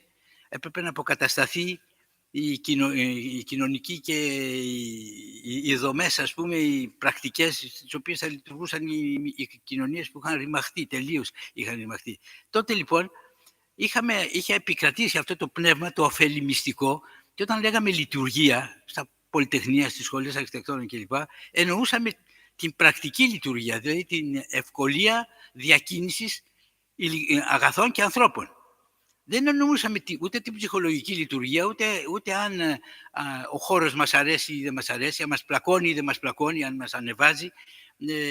Αυτά ήταν ψηλά γράμματα. Σιγά σιγά προς τα τέλη του 20ου αιώνα αρχίσαμε να μιλάμε για ψυχολογία του χώρου, για φιλοσοφία του χώρου. Μάλιστα εδώ στη Σύρο είχα φέρει 17 πανεπιστήμια γαλλόφωνα και είχαμε ιδρύσει την Association de l'Anthropologie de l'Espace, την Ένωση της Ανθρωπολογίας του Χώρου. Ένα νέο μάθημα, μια νέα discipline, μια νέα επιστημονική περιοχή γνώσης, η οποία διαδόθηκε μέσω των 15 αυτών πανεπιστημίων. Εγώ ακόμη το μεταπτυχιακό που κάνω στο Πολυτεχνείο είναι ανθρωπολογία του χώρου, ανθρωπολογική προσέγγιση της πόλης. Ανθρωπολογική τι σημαίνει? Σημαίνει ότι κυριαρχούν οι ανθρωπιστικές επιστήμες. Όχι μόνο το πρακτικό μέρος, το Πολυτεχνείο το κάνουμε. Άρα το πρακτικό το έχουμε εξασφαλισμένο. Πώς θα μπει μέσα η ψυχή και το πνεύμα ενός τόπου? Αυτό που καταφέρνει να τα βάλει μέσα είναι το τοπίο. Το τοπίο είναι εκείνο που μπορεί, αλλά αυτό το τοπίο, όχι η εικόνα μόνο του τόπου. Η αντίληψη που έχουμε, η πλήρης αντίληψη που έχουμε για τον τόπο, και μάλιστα αν θέλετε αυτή την αντίληψη που μπορούν να έχουν όλοι οι άνθρωποι για τον τόπο. Αυτή μπορεί να περιορίζεται, αμέσως συρρυκνώνεται σε κάποια συγκεκριμένα στοιχεία, μορφήματα ή χρονήματα ή οτιδήποτε, δηλαδή μονάδες χρόνου ή μονάδες τόπου, γιατί αντίστοιχα που προσπαθώ να διαφοροποιήσω αυτή τη στιγμή και να σας πω ότι άλλο είναι ο χώρος που είναι για μια γεωμετρική έννοια, έχει μια γεωμετρική διάσταση, και αυτό που τον ενδιαφέρει και αυτό που μας ενδιαφέρει για να τον αξιολογήσουμε, και τον αξιολογούμε με βάση την χωρητικότητα που έχει, τη δυνατότητα δηλαδή να χωρέσει πολλά πράγματα, να χωρέσει πολλές λειτουργίες, να χωρέσει... αυτή είναι η διαφορά του χώρου από τον τόπο, αλλά και στον χρόνο συμβαίνει το ίδιο, γιατί ο τόπος έχει χωρικότητα, χρονικότητα και ένα τρίτο πράγμα που είναι η παρουσία η ανθρώπινη και οι δραστηριότητες της παρουσίας αυτής. Δηλαδή παρουσία που είναι δράσεις και δραστηριότητες δηλαδή, αλλά και ταυτόχρονα όλες εκείνες οι καταστάσεις που δημιουργούνται με τις ανθρώπινες σχέσεις. Άμα λέμε μάνι, αυτόματα δεν είναι ότι βλέπουμε μόνο τους πύργους, τους ωραίους, τους πέτρινους κλπ. Αλλά έχουμε και άλλα πίσω στο κεφάλι μας όταν μιλάμε για μάνι. Μιλάμε και για τη βεντέτα τη μανιάτικη, μιλάμε και για διάφορα πράγματα άλλα τα οποία χαρακτηρίζουν αυτόν τον τόπο και τα οποία έχουν μεταφερθεί και σε άλλους τόπους. Και η Κρήτη έχει αντίστοιχο καθεστώς, ας πούμε, βεντέτας. Θα βλέπετε ασφαλώς τώρα είτε τη γη της ελιάς είτε το σασμό. Μέσα σε αυτά τα βλέπει κανείς καλά αυτά. Και στις ειδήσεις βεβαίως. Λοιπόν, εκείνο που με ενδιαφέρει ιδιαίτερα είναι να καταλάβουμε ότι όταν μιλάμε για τοπίο, μιλάμε για όλη αυτή τη συνολική σύλληψη. Αλλά ποιου? Του τόπου. Και πρέπει να καταλάβουμε τι σημαίνει τόπος. Και για να το καταλάβουμε θα σας φέρω παράδειγμα τούτον τον τόπο που είμαστε εδώ. Πόσοι τον έχουμε καταλάβει, πόσοι τον βιώνουμε και πόσοι έχουμε καταλάβει την αξία του. Ελάχιστοι. Έρχονται μερικοί ξένοι άνθρωποι που δεν ήταν Συριανοί και καταλαβαίνουν πάρα πολλά πράγματα για αυτόν. Θα σας πω ένα φαινόμενο που δεν το έχουμε ερμηνεύσει. Στην συνάντηση τη μεγάλη που είχα κάνει, που σας είπα, της ανθρωπολογίας του χώρου, τη μέρα που βγάλαμε και το μανιφέστιο και το κατασκόπημα εδώ για να πάρει η χάρτα το όνομα, όπως είχαμε τη χάρτα της Βενετίας για τα μνημεία, να έχουμε τη χάρτα της Σύρου για την ανθρωπολογία του χώρου. Και ονομάστηκε έτσι, η χάρτα της Σύρου. Τότε τους είχα φανερώσει ένα μυστικό που το φύλαγα κρυμμένο χρόνια. Η Σύρα είναι ο μόνος τόπος που μπορεί να σταθεί κανείς και να δει το Θεό του φωτός, το Θεό του Απόλλωνα, του πολιτισμού, τον Απόλλωνα, να γεννιέται από τον Κίνθο. Να βγαίνει ο ήλιος από την κορυφή της Δήλου, του Κίνθου που είναι πάνω στην Δήλο. Εκεί που τον βάζει η μυθολογία ότι γεννιέται ο Απόλλων. Γιατί τον έχει βάλει εκεί? Είναι τυχαίο? Τελευταία έγιναν κάποιες έρευνες από Αμερικάνικο Πανεπιστήμιο και από την NASA, με εντολή της NASA δηλαδή, για να βρουν ποιο είναι το ιδανικότερο μέρος σε φωτισμό και σε ηλιοφάνεια και καθαρότητα, για να βάλουν τους συλλέκτες των μηνυμάτων από τους δορυφόρους. Και βρήκαν ότι είναι μεταξύ Δήλου Σύρου. Δηλαδή αυτό που οι αρχαίοι το ξέρανε από μόνοι τους, διότι είχαν άλλους τρόπους συλλήψεων. Πώς μάθανε οι αρχαίοι ότι ο Όλυμπος είναι το ψηλότερο βουνό της Ελλάδος? Το είχαν μετρήσει? Ούτε φαίνεται ότι είναι ψηλότερο από μακριά, έτσι όπως το βλέπεις. Άμα πας κοντά στον Ταΐγετο, σε πιάνει η ψυχή σου από το ύψος του και την επιβλητικότητα που έχει αυτό το άγριο βουνό. Γι' αυτό στον Ταΐγετο βάλανε τον Κιάδα, ενώ στον Όλυμπο έβαλαν τους θεούς. Πώς το ξέρανε όμως ότι είναι το πιο ψηλό? Είχαν τον τρόπο να τα μετράνε με άλλους. Ο Ερατοσθένης μέτρησε τη διάμετρο της γης με μια τρύπα, ένα πηγάδι και ένα καλάμι. Και εμείς έχουμε τόσα εργαλεία, τόσα στοιχεία, και όμως κάνουμε λαθάκια. Έτσι. Έχουμε ακόμη περιθώρια λάθους. Μίλησα για, για αυτό το στοιχείο ότι εδώ είναι το μόνο μέρος που μπορεί να σταθείς και να δεις τον ήλιο να γεννιέται. Τι σημαίνει αυτό? Ότι επειδή ακριβώς βρισκόμαστε δυτικά της Δήλου, είμαστε ο τόπος που στις πλαγιές του θα ακουμπήσουν οι πρώτες παρθένες και άπειρες ακόμα κόρες του ήλιου όταν γεννηθούν, οι ακτίνες του. Αυτό που μεταφορικά, αυτό που σας λέω που συμβαίνει με το φως, και κάθε πρωί εγώ πάνω από τους Αγίους Αναργίους, εκεί το Λιγερό, τη Χαλανδριανή, βγαίνω πάντα πριν την ανατολή του ήλιου και το απολαμβάνω, αυτό μεταφορικά σημαίνει πραγματικά ότι ο Θεός του πολιτισμού, τις κόρες του, τις εμπιστεύεται μόνο εδώ. Εδώ ακουμπάνε, εδώ παίρνουν τις πρώτες γνώσεις, τις πρώτες εμπειρίες, σε αφές, σε χρώματα, σε μορφές, σε μεγέθη, σε ακούσματα, σε μυρωδιές, σε γεύσεις, τα πάντα, και μετά περνώντας πάνω από αυτό που ελληνικότατα ονομάζουμε skyline, την κορυφογραμμή της ανατολικής πλαγιάς της Σύρου, περνάνε στη Δύση και διαχέουν τον πολιτισμό. Αυτό είναι και μια πραγματικότητα όμως. Αυτό το σκεφτήκαμε, ότι σε τέτοιο τόπο ζούμε και έχουμε υποχρέωση να το υπηρετούμε. Αυτό το σκέφτηκαν κάποιοι σοφοί, όπως ο Φερεκίδης. Και αυτή τη δουλειά έκαναν. Ο Φερεκίδης όταν γύρισε όλο τον κόσμο και ήρθε στην Σύρο και ξαναεγκαταστάθηκε και δεν κούναγε από εδώ, όταν το έγραφε ο Σόλων, και ότι εγώ και ο Θαλής δάσκαλε ταξιδεύομαι και κάνουμε διαλέξεις. Εσύ έγραψες. Ήταν ο πρώτος που έγραψε, χρησιμοποιώντας την ελληνική αλφάβητο, έγραψε φιλοσοφία, έγραψε την Πεντέμιχο. Ξέρετε πώς αρχίζει η Πεντέμιχος? Εν αρχή είναι ο Ζας, ο Ζων, ο Κρόνος και η Χθονή, ο Χρόνος και ο Χώρος. Προπάντων δε ο Ζας. Αυτές οι τρεις αρχές, λέει, ήσαν ναοί. Δεν είναι θεοί που γεννήθηκαν ο ένας από τον άλλον, είναι οι αρχές. Από εκεί ξεκινάει ο κόσμος. Αυτές οι τρεις αρχές ήσαν ναοί. Ο δε Ζας, παρορμόμενος, λέει, από μια εσωτερική δύναμη, τον έρωτα, εκρήγνεται και μετατρέπεται σε ένα αστρικό ρευστό, στο οποίο εμβαπτιζόμενα τα πάντα ζωογονούνται. Το ρευστό αυτό το ονόμασε αιθέρα ο Φερεκίδης. Είναι η ψυχική ενέργεια, η οποία δίνει ζωή.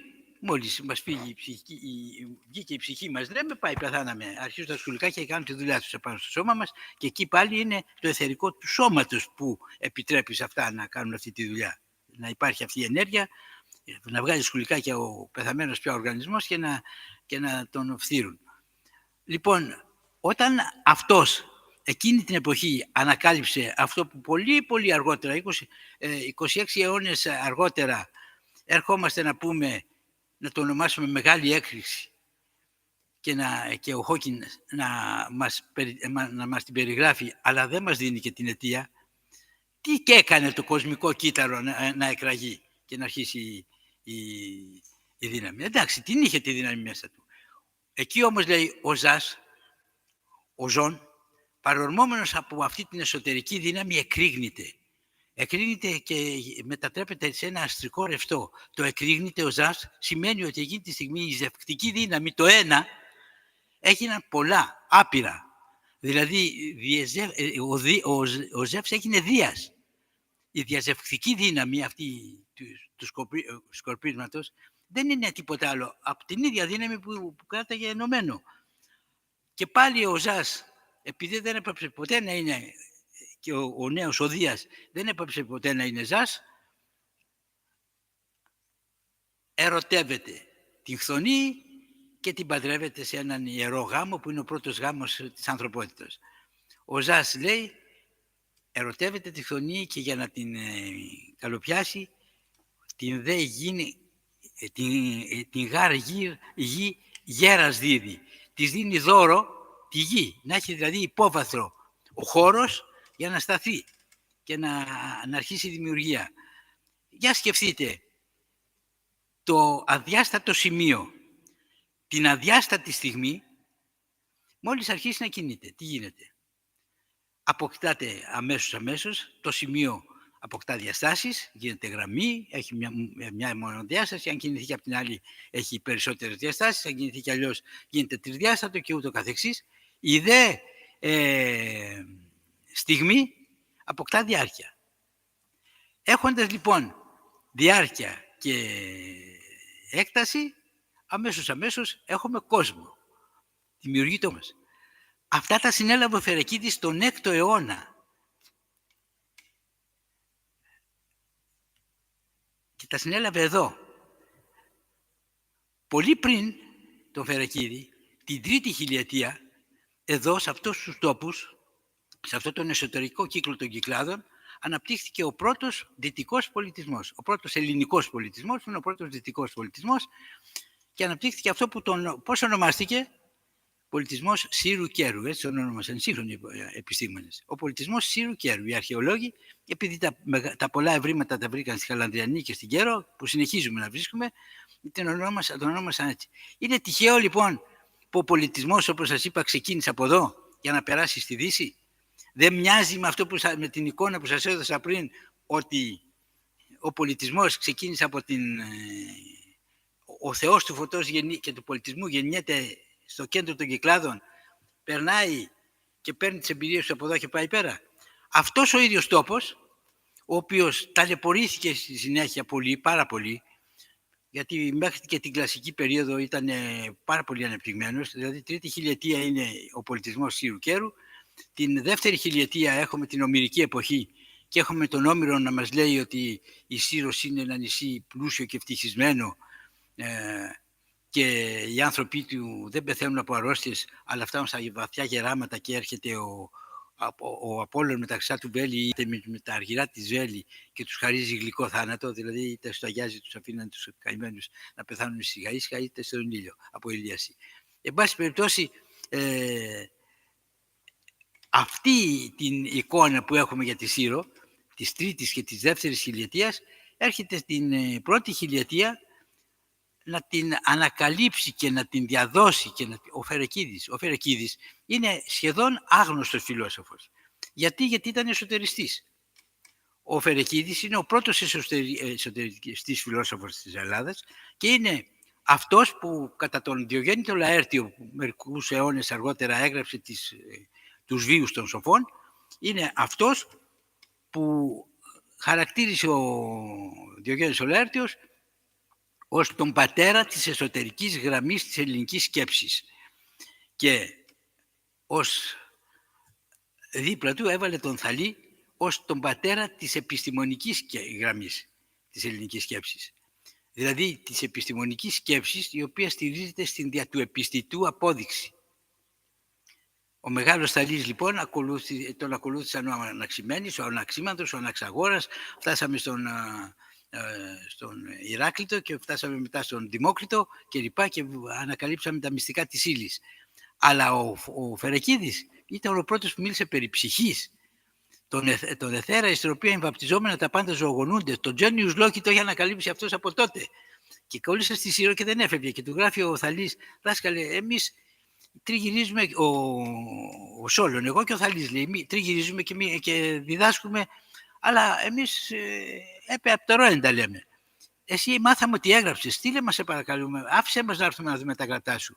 Και του απαντάει ο καημένος ο Φερεκίδης που είχε αρρωστήσει από μια αρρώστια φοβερή, την ονόμασε αργότερα ο Ιπποκράτης Ευθυρίαση, ότι πολύ ευχαρίστως να έρθετε, αλλά φοβάμαι ότι δεν θα προλάβετε τα του Φερεκίδη τα φας. Και πράγματι δεν τον προλάβανε. Ο Πυθαγόρας όμως, προσέξτε η διδασκαλία του, τελειώνω, γιατί θέλω 3 λεπτά, το βλέπω, ξέρω ότι η ώρα ξεκίνησα, μην ανησυχείς, το έχω εδώ. Ο Πυθαγόρας όμως,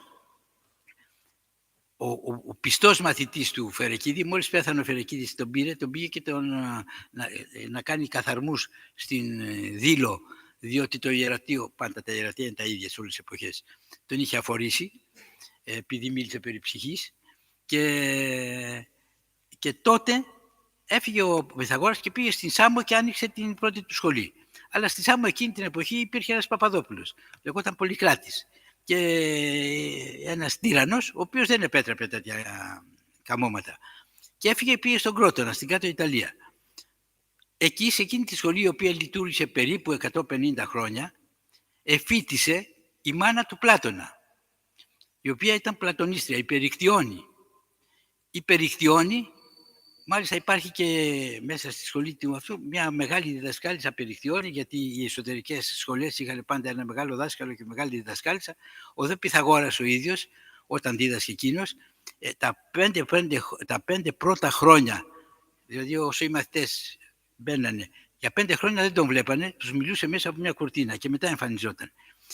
Λέγεται ότι ήταν τόσο όμορφος που όταν κυκλοφορούσε στους δρόμους, όλοι νομίζαν ότι κατέβηκε κάποιος Ολύμπιος θεός και περπατάει. Λοιπόν, ο Πυθαγόρας δίδαξε τον Πλάτωνα στη συνέχεια, μέσω της μαμάς του, γιατί ο Πλάτωνας παρακινήθηκε από τη μάνα του και πήγε 3 φορές στην Νότια Ιταλία και μάλιστα την τρίτη τον πιάσανε εχμάλωτο και τον φέρανε τον πήρανε και τον πουλήσανε και έγινε κοπηλάτη σε πειρατικά, σε γαλέρες και γαλέρες, 3 της εποχής. Λοιπόν, οι μαθητές του μαζέψαν λεφτά για να τον ελευθερώσουν.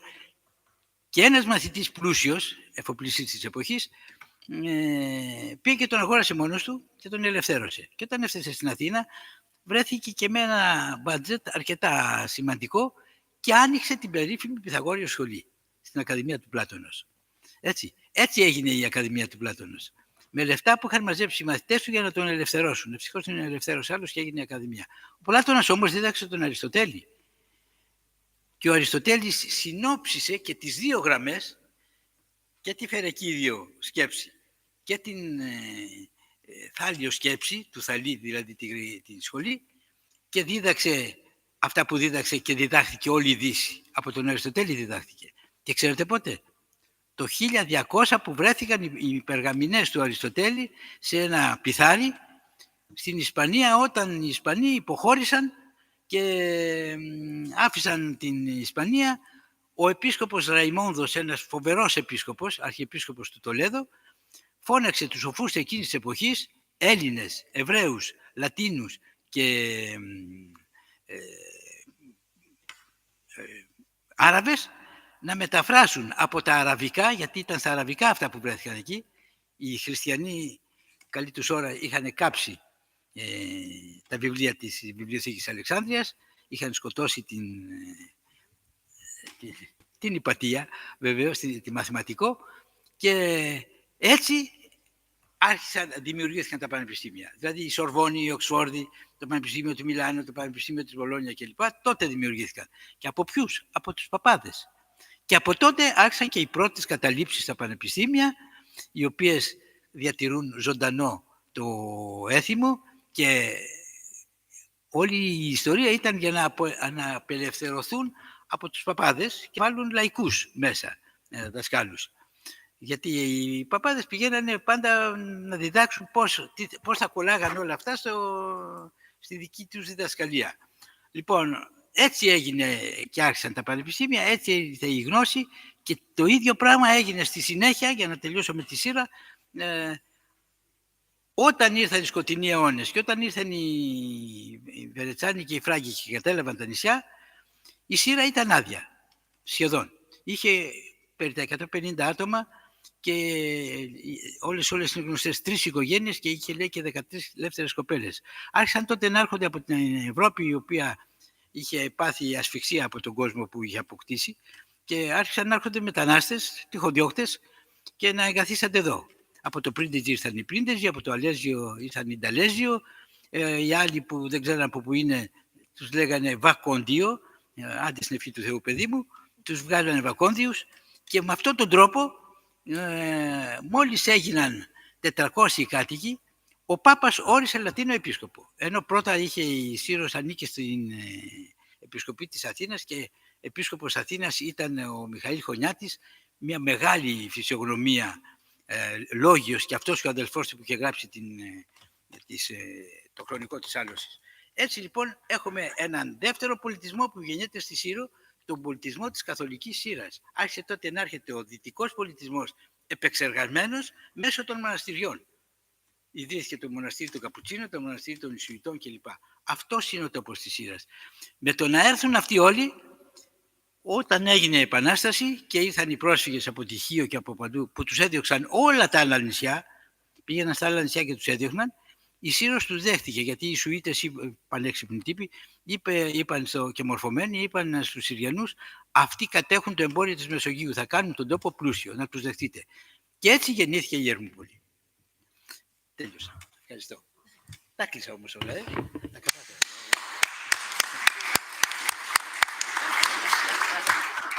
Thank you so much. Σας ευχαριστούμε πάρα πολύ, αγαπητέ κύριε Στεφάνου, για μια ακόμη εξαιρετική ομιλία, όπως πάντα. Thank you very much to Professor Stefano for yet another very inspiring talk. And I will now try to do a quick synopsis of what he talked about for the benefit of our English-speaking audience. He began by talking about landscape and how it is very important to think about landscape as a unifying whole, not as a pictorial and scenic aspect of space or place, but as a collective and holistic perception of place based on all human senses. He also talked about how the Laboratory of Urban Design at the Polytechnic School of Athens, where he was in charge for many years, did a lot of research on all aspects of the landscape, including soundscapes for the first time, such extensive research, and landscapes of touch, haptic landscapes, and so on and so forth. And all of these issues, points that he made, he connected to his own experience of Syros and Thermopolis through his life. He pointed out that place is not the same as space. Place is being, there's a life that's ongoing in place and carries a conscience that is brought about by the people who live there and who develop conscience about the place. And then in turn, they infuse this conscience in the place. And this is how genius loci develops, a term by Christian Norberg Schulz, Scandinavian architect.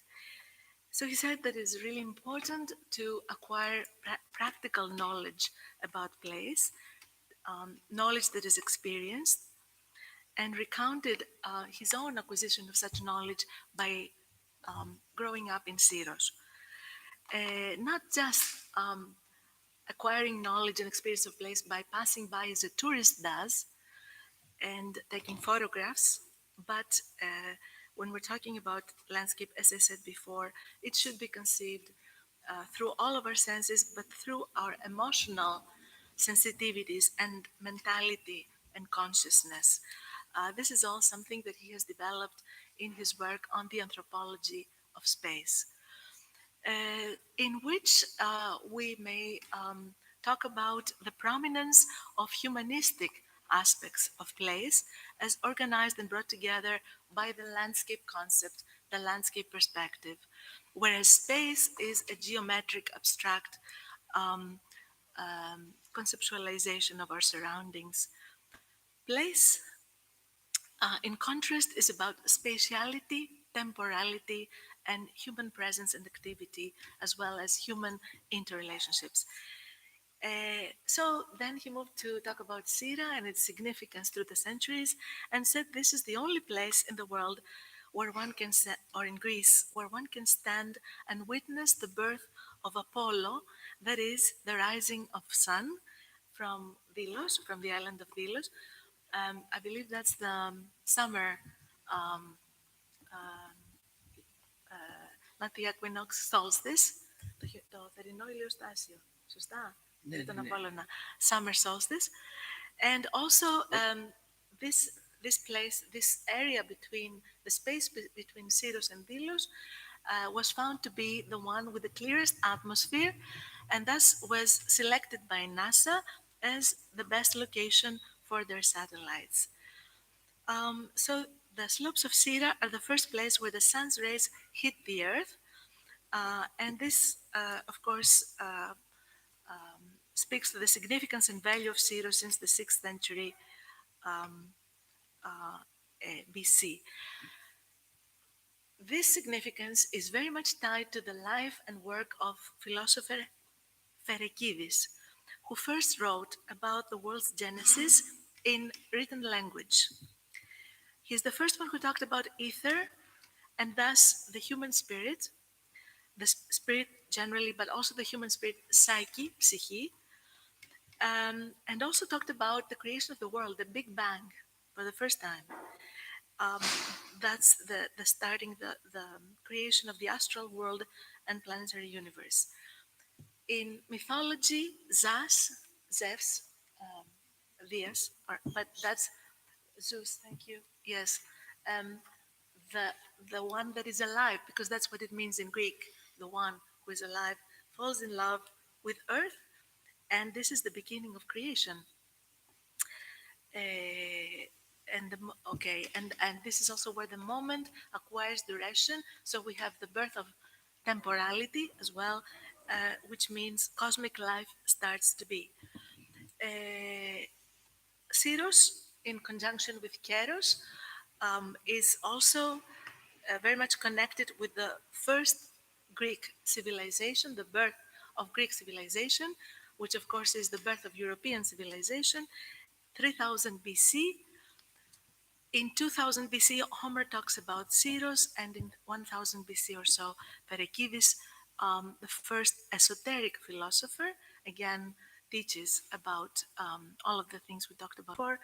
He's considered to be the father of the esoteric line of Greek thought, as opposed to Thales, who was more the father of the actual empirical line of Greek thought, the scientific line of Greek thought. Ferekidis was the first to talk about psyche and genus loci, as I said. He taught Pythagoras, who founded his school in southern Italy, where Plato's mother received her education, and she in turn encouraged Plato to study as a philosopher, to become a philosopher, whereas Aristotle, the student of Plato, put together these two different lines of Greek thought. And through his teachings, Aristotle's teachings, we have the growth, the birth and the growth of Western civilization. Through Aristotle's writings, we receive all this wisdom from the ancient Greek philosophers. And of course, this knowledge and civilization returns the Syros mainly through Western clericals in the last few centuries. Ευχαριστούμε και πάλι πάρα πολύ. Thank you very much. So, ευχαριστώ. And now I would like to give the speech to our next very distinguished speaker, who is a geography professor, emeritus professor of the Swedish University of Agricultural Sciences, Professor Kenneth Olwig.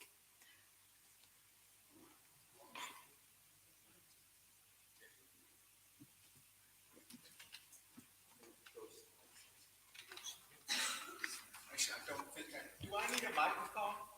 No. Who can't hear me? Yeah, You have one. Right? Okay. Yeah.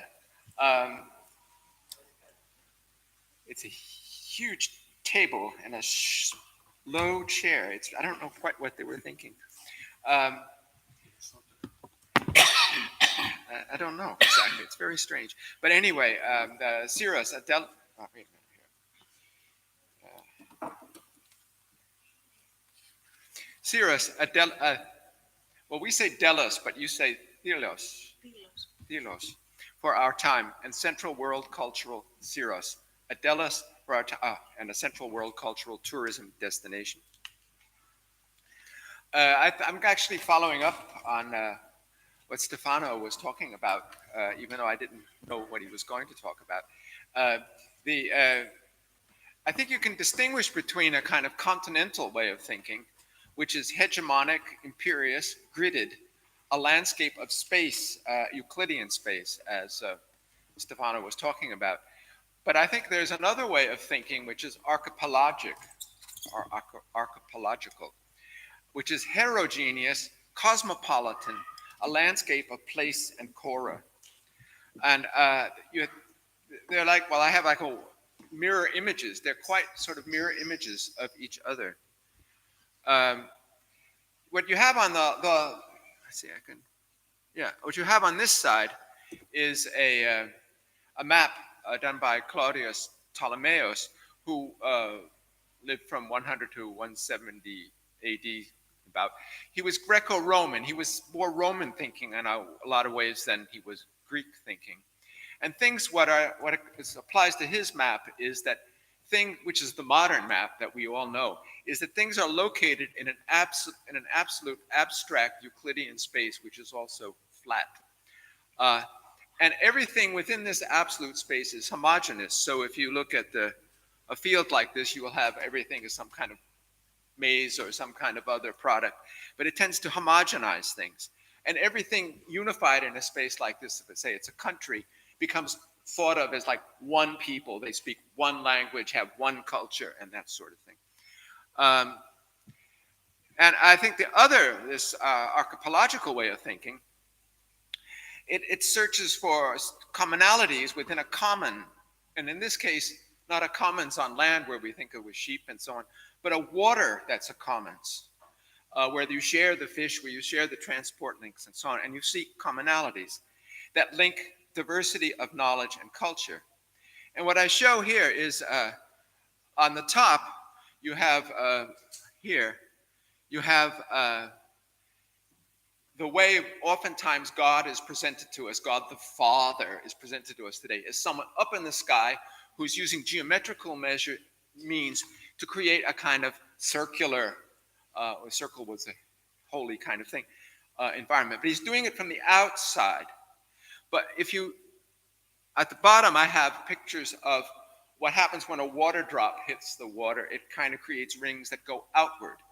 And also, when the waves hit an island here, they go in, but then they go out again.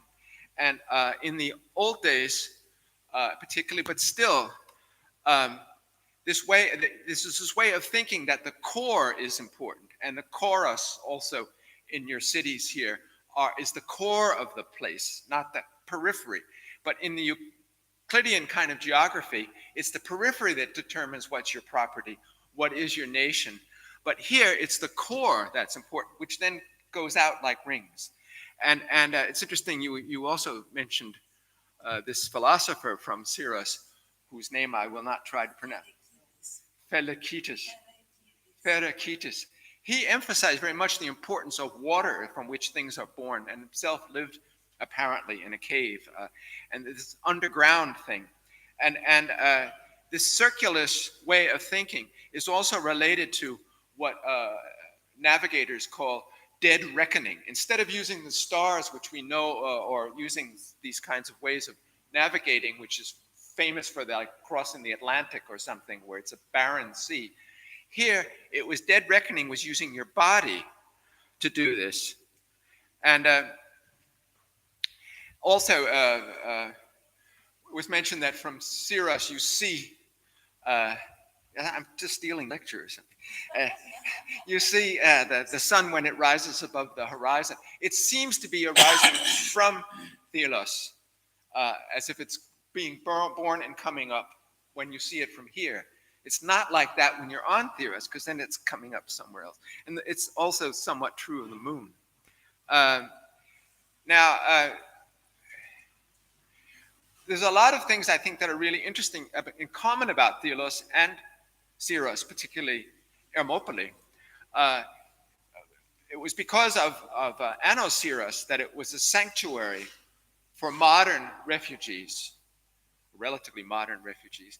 Thelos was also a sanctuary which made possible this, at the center, it was this sanctuary that made possible the interaction of people, the trade and so on, by making a kind of what we would call fred, or peace, in the area. And also there was on both ancient Thelos and modern Syros, there is a religious and ethnic multiplicity. It was like a neutral ground, but it was also important for trade, for craftsmanship, having a free port, and it made these places very cosmopolitan. It was a peaceful ethnic and religious coexistence, which is very important today where we don't have that much peaceful coexistence around. Also, architecturally, important places, and as I would say, archipelagic. And the word sanctuary, by the way, comes from a place of refuge or safety, meaning a holy place like a temple or a church. And this is very positive for today. So you have the sanctuaries on the top, and these ancient landscape of Anosiris, and the more contemporary landscape of Thermopylae, which I think is unique, that they're together but separate enough that you can sort of, one's not destroying the other, or so on.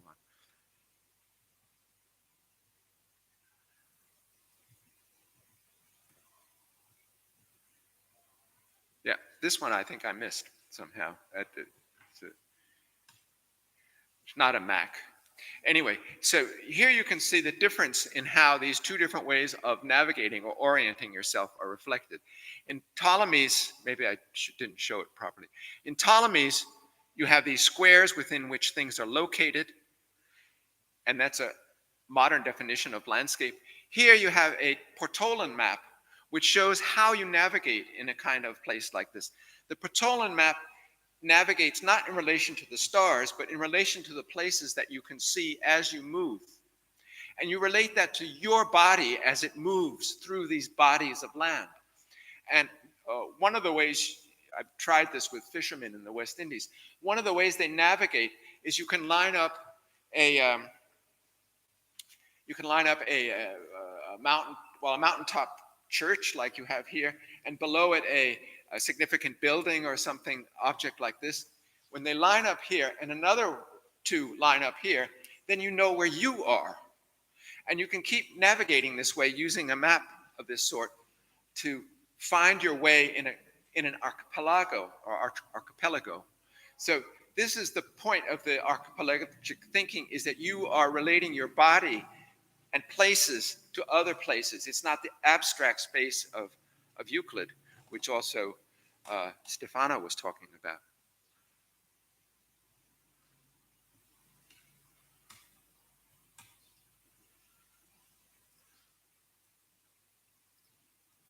So it's still this idea of sanctuary, the role of religious institutions or churches and so on in Syros is still incredibly important and very visible, and actually very important to many of the people that live here.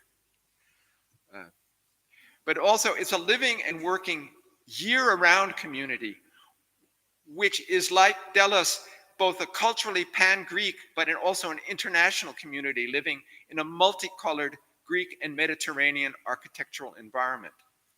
It's not an imagined blue and white summer, sun and sand, I didn't add that last S, touristic Greece, like Mykonos. You know, they have these all-purpose blue and white houses that they seem to plunk down like that in the landscape. They're all the same. And it's an imagined place. I happen to have a place here in Thermopylae, and it needed painting. And I thought, blue and white, no. They would burn it down, I think, if I made it blue and white. So I had to paint it a pastel color like all the other houses. So, and it's important that you have the shipyard, you have things going on here year-round. This, and also I think attracts cultural tourists, people who will come to experience the people of Greece.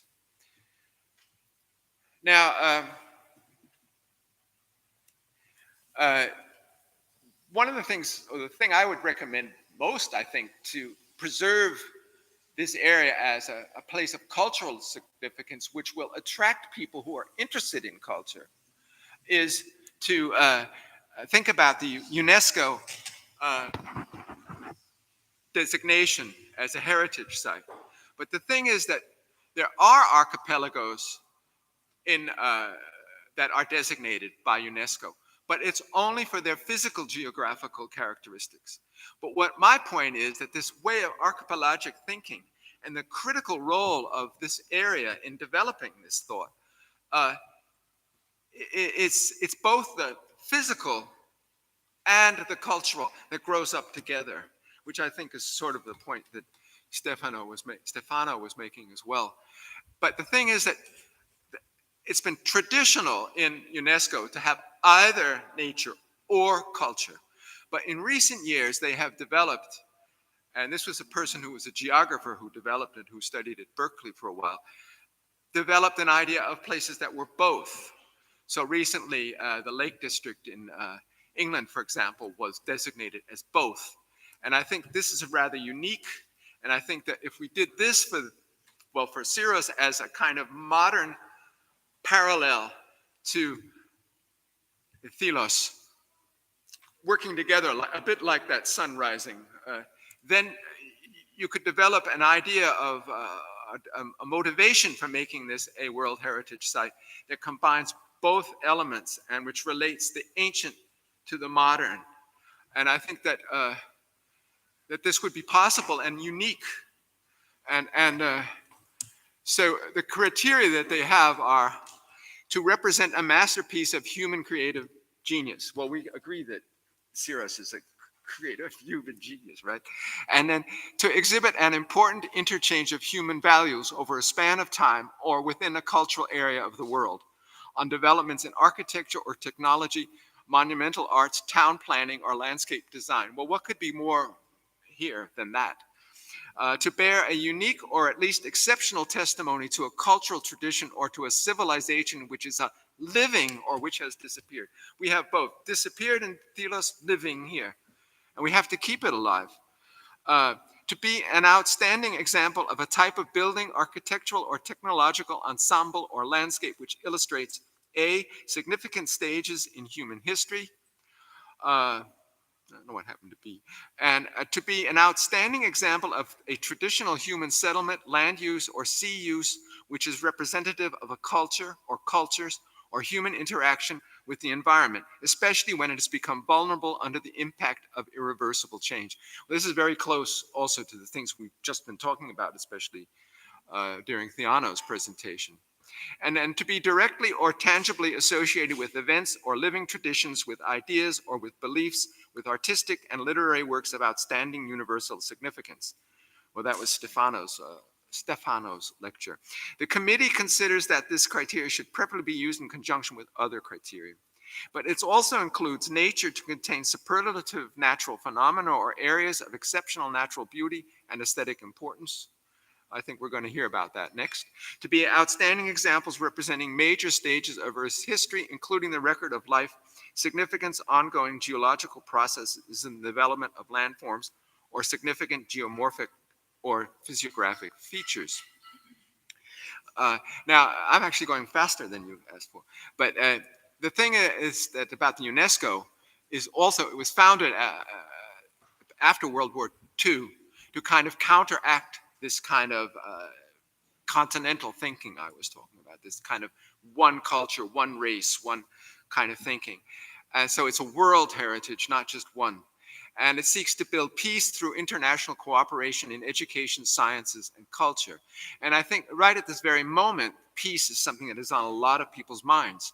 And so I think this is something we should think about, how people came here, fled as refugees, and were able to live in peace and able to build up an amazing society together with the society that was here already in Anosiris and in the countryside.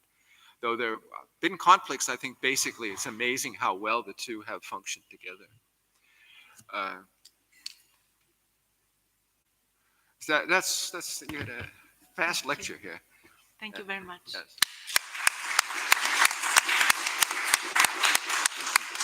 Thank you very, very much, Professor Ulwig. And I would like now to give the speech to our third very distinguished guest, Professor Emeritus Martin Engi from the University of Bern in Switzerland, who will address, I believe, another aspect of Syros that has to do more with the physical environment. Would you like the lights off? Let's have the lights off like before, please. Turn them off. This.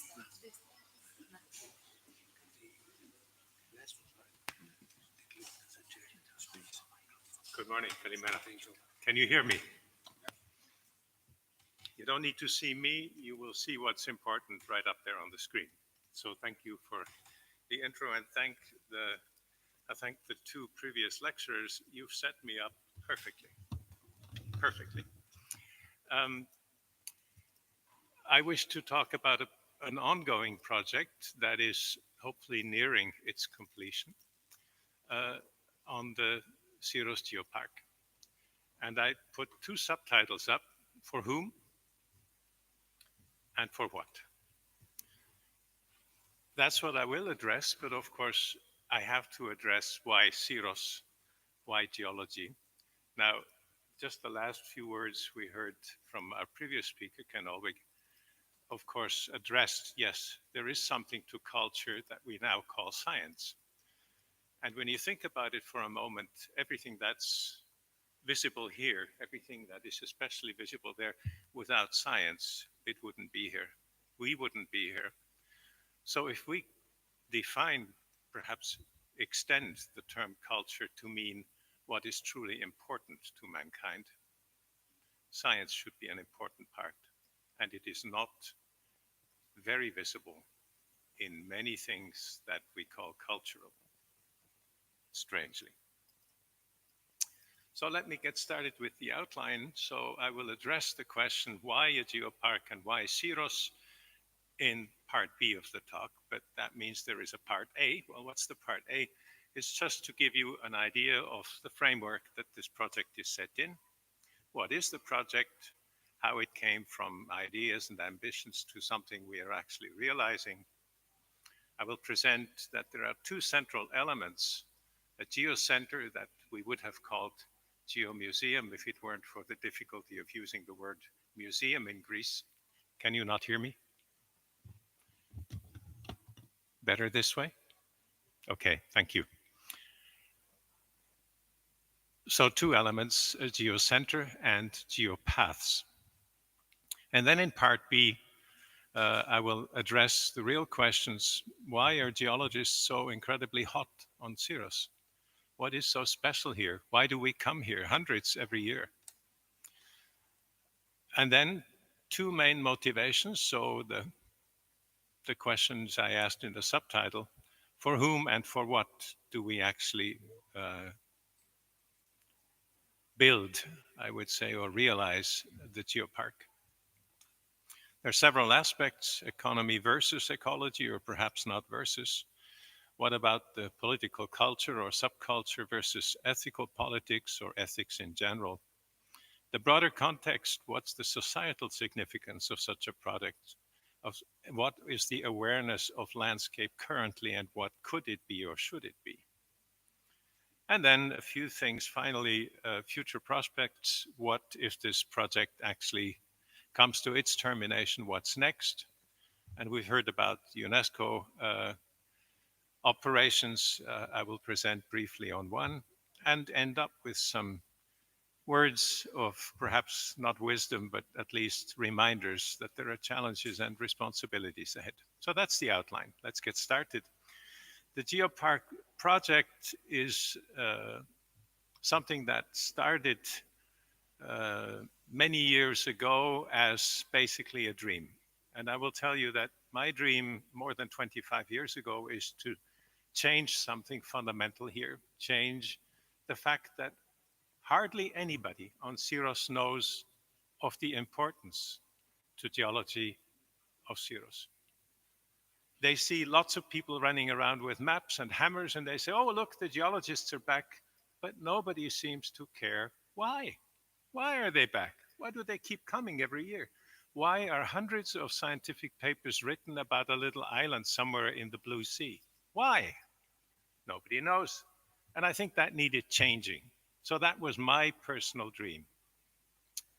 Then it took a little while. But currently in the project involved is the municipality leading the project, Municipality of Syros, and the heart and soul of everything that is in terms of organizing politics, legal issues is Andreas Yaloglu, here present. And I'm holding the space for the scientific content, the design, the coordination. It's a project that lives off a public investment program. And the project itself, and it's essential to know this title, is called Actions to Exploit the Geological History for the Development of Geotourism in Syros. Brings together a few topics and adds a few new ones, a few topics that we've heard about and adds some new ones. There is not only this project, which was ESPA approved a couple of years ago, 3 years ago, there's additional support from the municipality. Their project partners, very important, is the University of the Aegean, the campus here in Syros, with a very dedicated team of people who are fortunately quite complementary in what they do and what they know about than I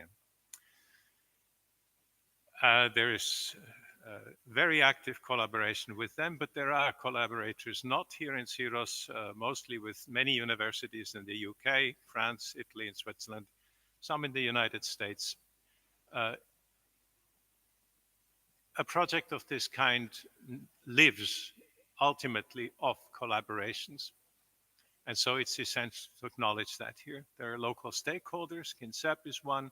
The hiking team, very important because they actually are, as much as we are dependent on paths, and many, many enthusiastic individuals. So there are two complementary elements. There's a geocenter currently being realized here in Ermoupoli, and its main purpose essentially is to act as an indoors museum, if you will, for the outdoors geology, to capture people's interest, to motivate them to explore the geopaths afterwards.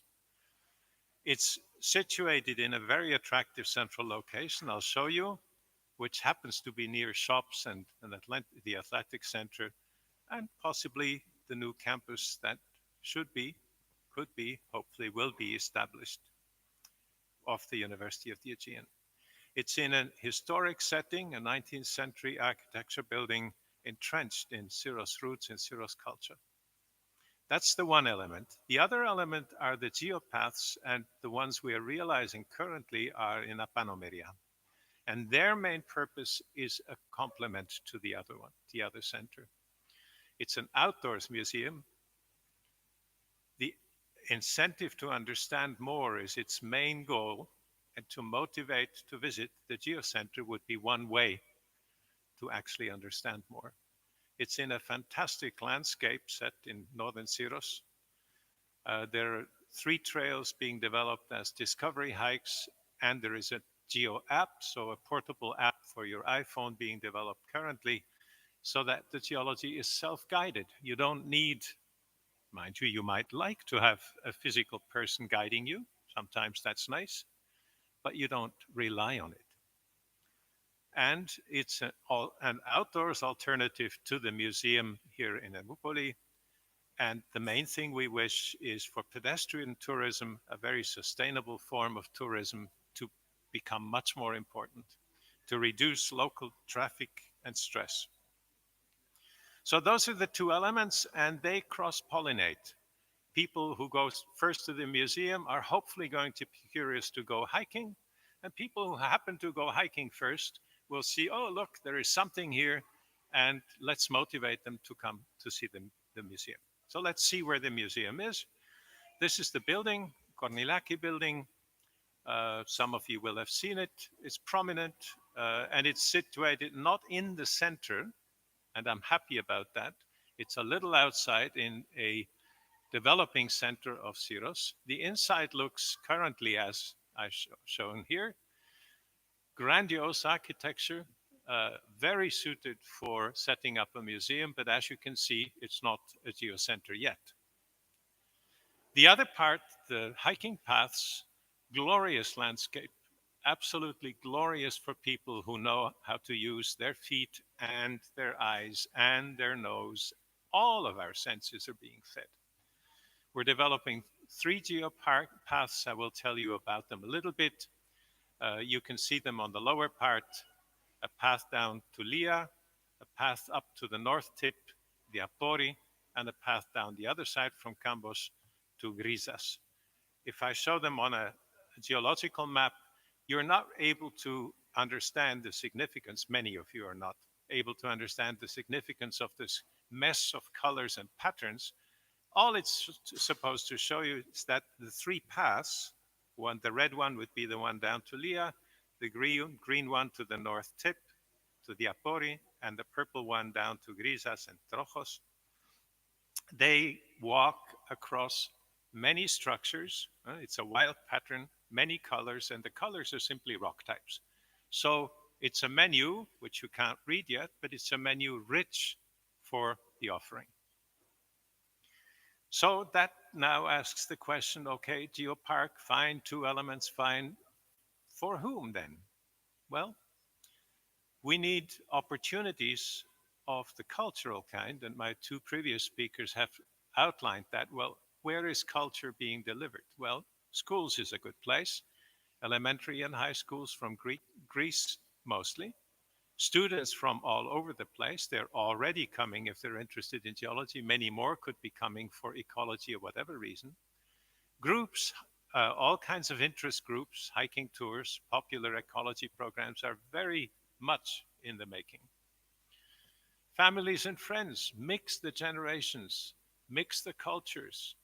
Ken Olvig has pointed that out. We want to attract enthusiasts simply of natural beauty, lovers of photography, of painting, of history, of archaeology, many, many, many fields. Why do we do that? Well, for what is next? Well, you could summarize what's shown here as education, discovery, recreation, and inspiration. All of them, I would say, summarize what we call culture. Then for what? Well, beyond what I've just mentioned, it offers opportunities for Syros to extend the tourist season. Currently, the distribution looks something like this. The number of tourists shown actually in a logarithmic scale across the months from March to November. It's a peak that lasts less than 2 months. What do we want? We need to flatten this curve. It should look more like this. Why? Well, if you want to offer anything to Syros, they need income not in a month and a half and then they live off that, which is current tourist business. They need income from services for geotourists who come, if not year round, at least for 9 months. I happen to be one who loves to come here in the winter, but hikers hate when it's really hot. So the red period is not for them. They love the fall and the spring. We need to reduce the harmful impact, the traffic congestion, which is already starting. We had a couple of holidays. It was becoming impossible here. I came out from my house in Megayalos, where I see 2 dogs and 3 cats on a lucky day. And then I'm here and I'm drowning in people who seem to be running around with their iPhone. They're not even looking. They're staring at their screen. Give them an alternative, for God's sake. We need to fight irresponsible activities, illegal constructions, littering. How do we do that? Well, by raising environmental conscience among locals and visitors alike. That's how. So, for what? Strengthen the economy, strengthen the ecology, the awareness of true values, not just the iPhone. Discover your uniqueness is what I would say to Syros people. You are unique, and the previous speakers have pointed it out for other reasons. Well, you're also and particularly unique because of the geology here.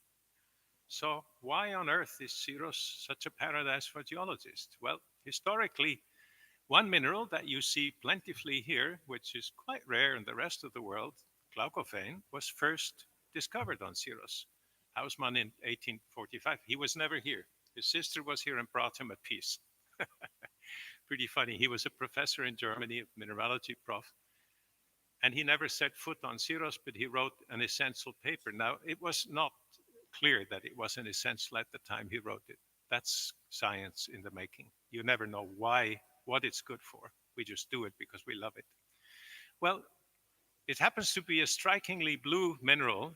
Here you see it in a microscope, and it's globally rare, but this is what it looks like. And if you've done any hiking at all on Syros, or even just gone to the beach and opened your eyes to the rocks, not just to the sea and the beauties nearby, you will have seen that many rocks are extremely colorful here. Not just blue, some are red and green and blue. Very unusual minerals are very common here on Syros. And so I say unusual by a global context. Now, is that just pretty or is it significant? Let's return to the previous question. Well, it so happens that glaucophane is of no commercial value. It's not a gem. So what, you will ask? Well, experiments in the 1970s showed that glaucophane is stable, a stable mineral only at very high pressure and actually relatively low temperature. So its presence indicates metamorphism, transformation of rocks inside the earth at great depth. And Syros has exquisite exposures of high pressure rocks at the surface. That's rare. So that explains in part why Syros became important to geology. But it wasn't fully realized until the mid 80s, and it is ongoing, and I would say it is growing exponentially still. Why?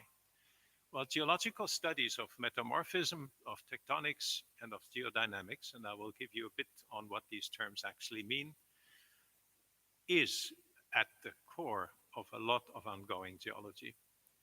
Geological studies are being carried out essentially to understand one of the absolute essential processes on Earth, essential in terms of how the Earth functions. It's called subduction dynamics.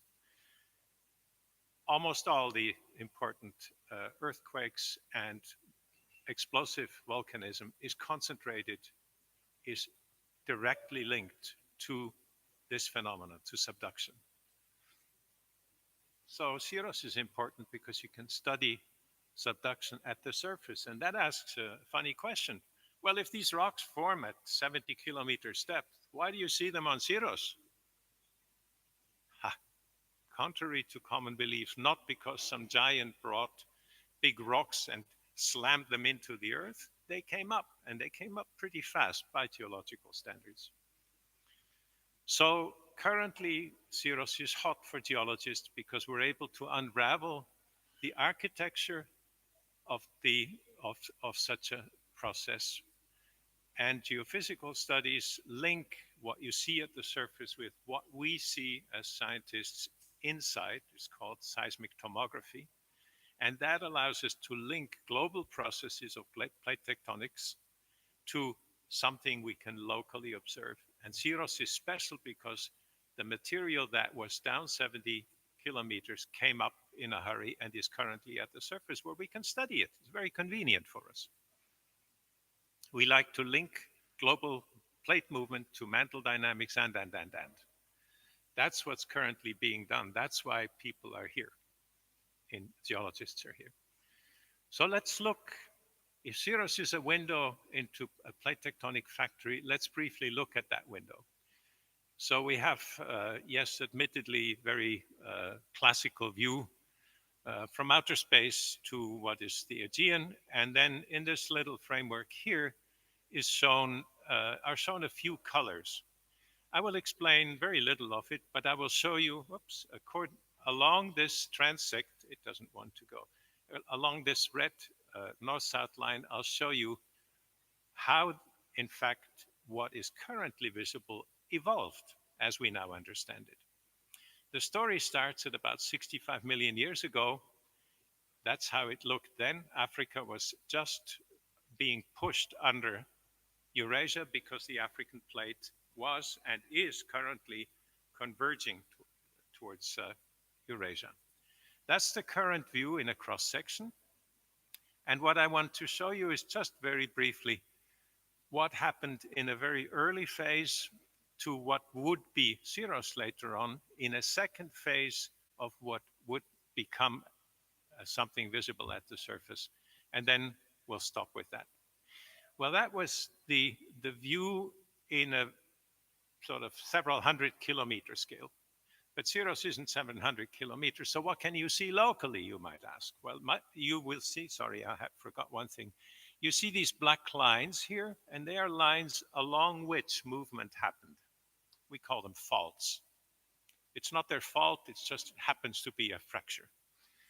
Well, along these fractures, which you can see on a geological map of Syros, the exact same type of lines are indicated in black with lots of other things. The other things simply indicate rock types, and you can see that there are essentially three colors: red dots, blue whatevers, and green something else.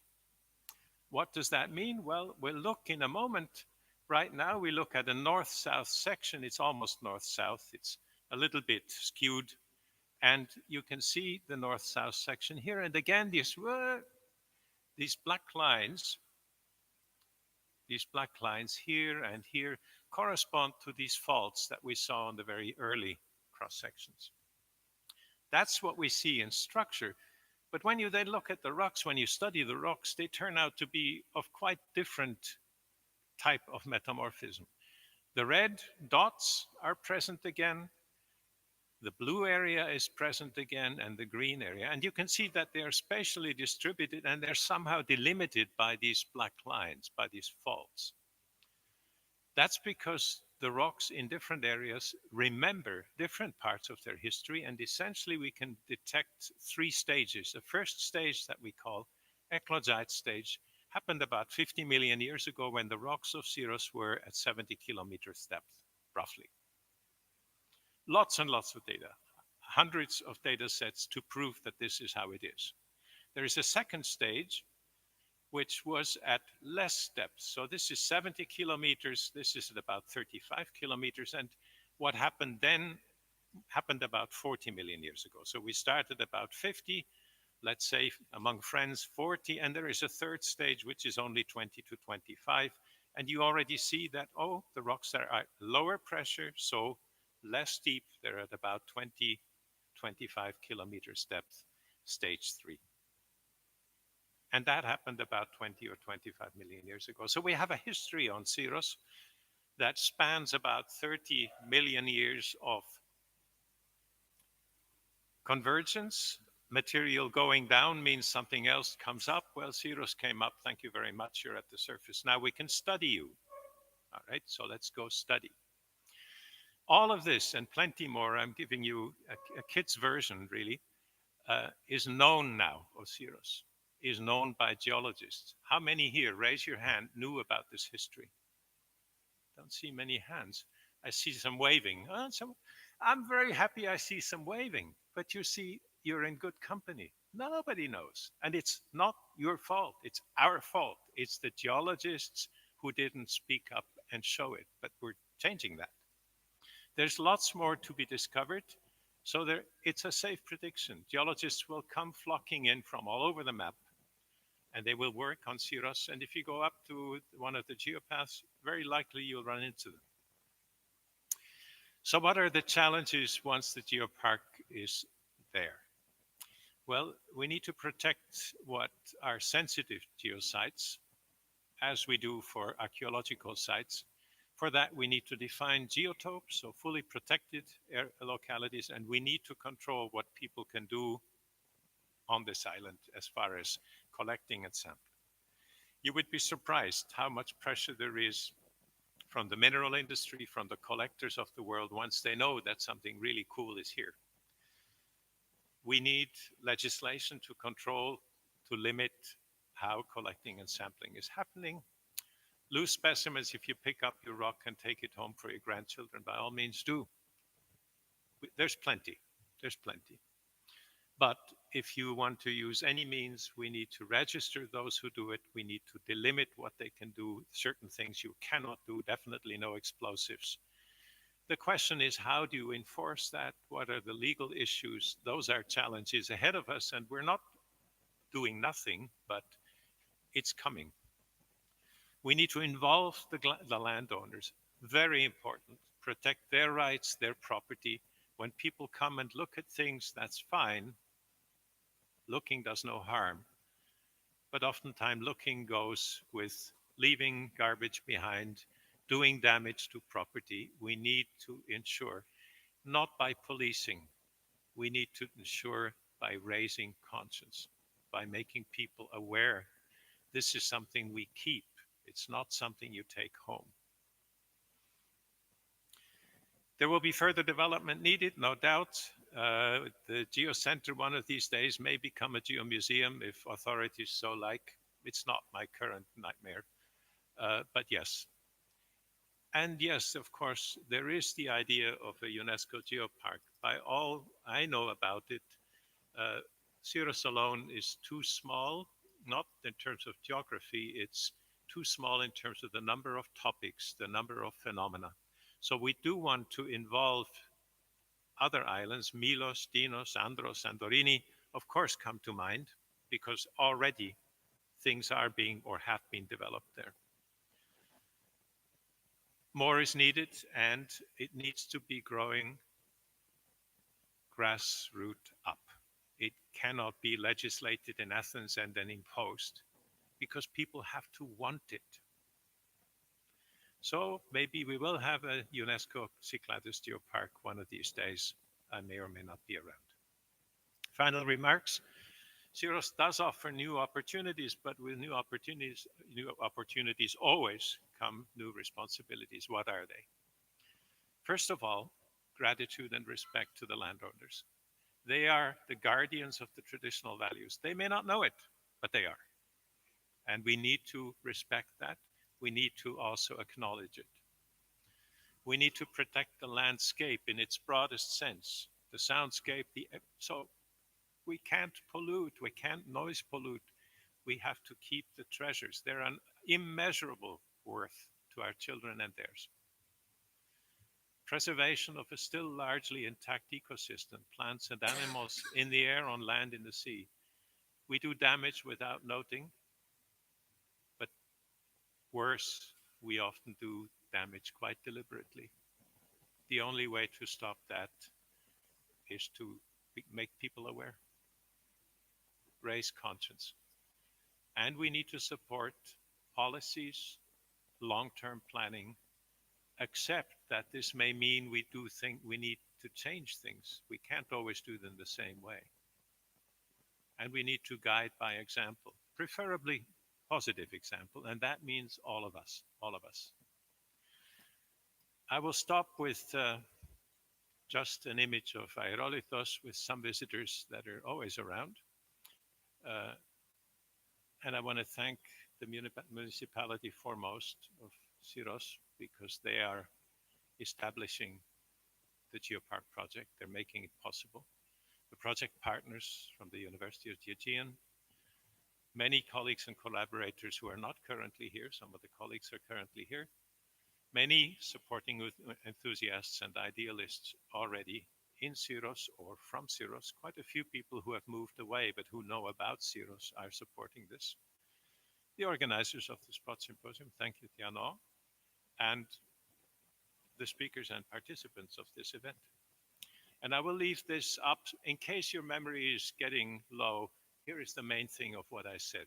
Thank you very much.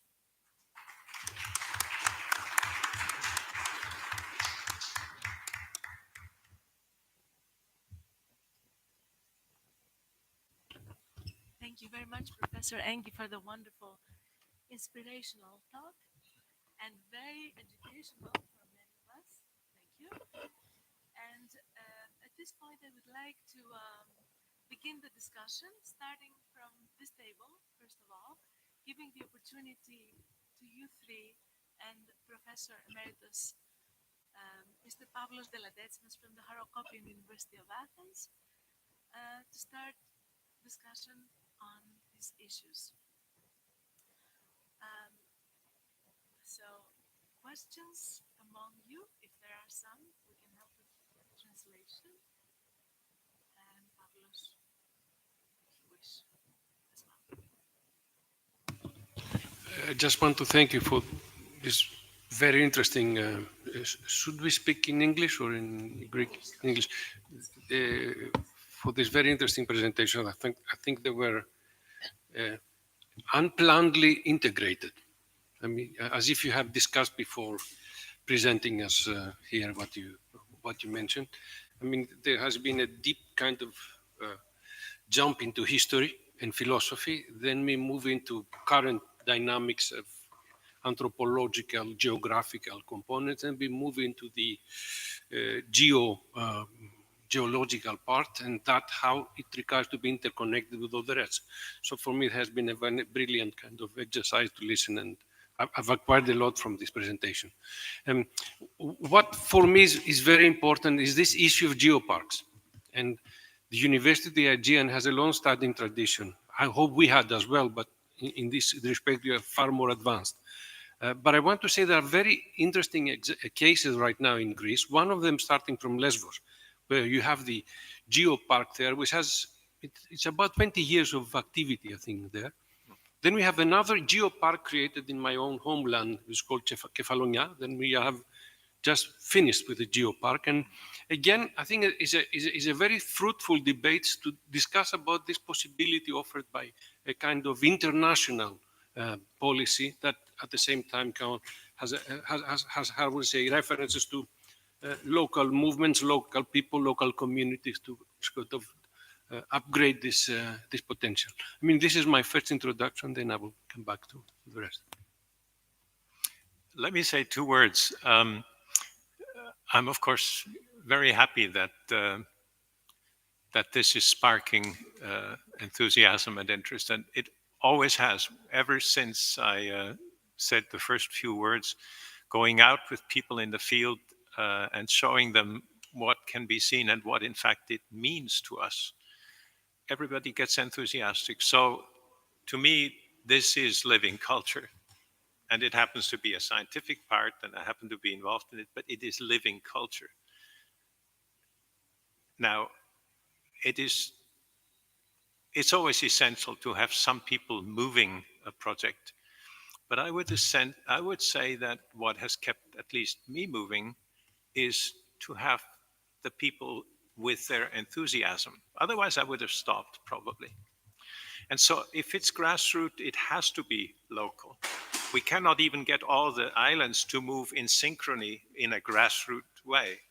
But I know that, well, of course, in Crete, Psiloritis, as you said, Kefalonia, other geoparks are established, are running, and they're a success. What is different here is only that it kind of comes from nowhere. You see, ever since the mid-80s, geologists have been doing an amazing number of studies here. I think I'm aware of probably about 80 important studies, big programs, 80, over the last 20 years. Not many places on Earth have had this much attention.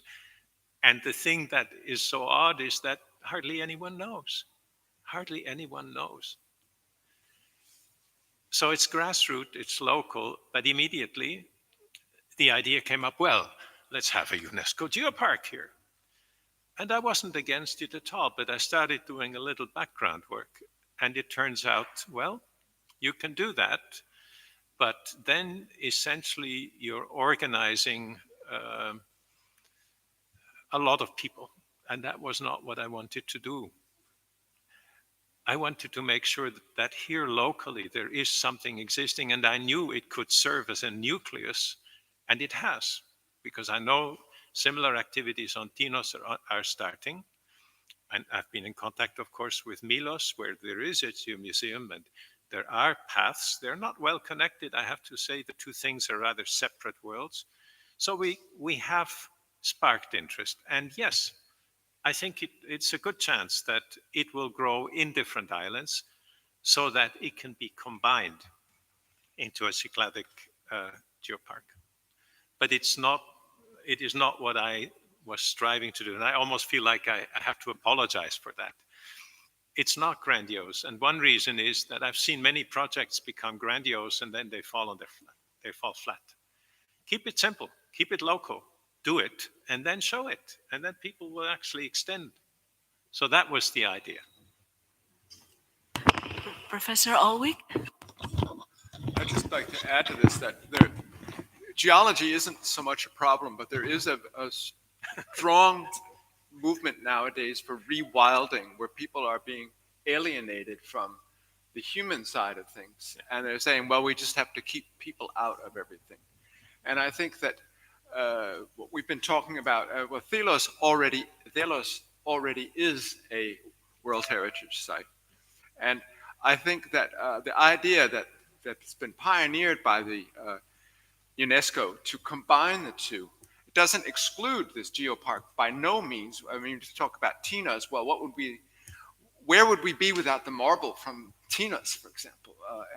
So it has enormous cultural importance in a lot of ways. So my point is that I think that to have this unique thing of a UNESCO heritage site which is living together with one which is no longer alive, but which has this tradition of combining a very important geological perspective, and not just on locally what you can see in a given path, but the whole process by which you get an archipelago forming here, and which links these islands in a geological way as well as in a cultural way.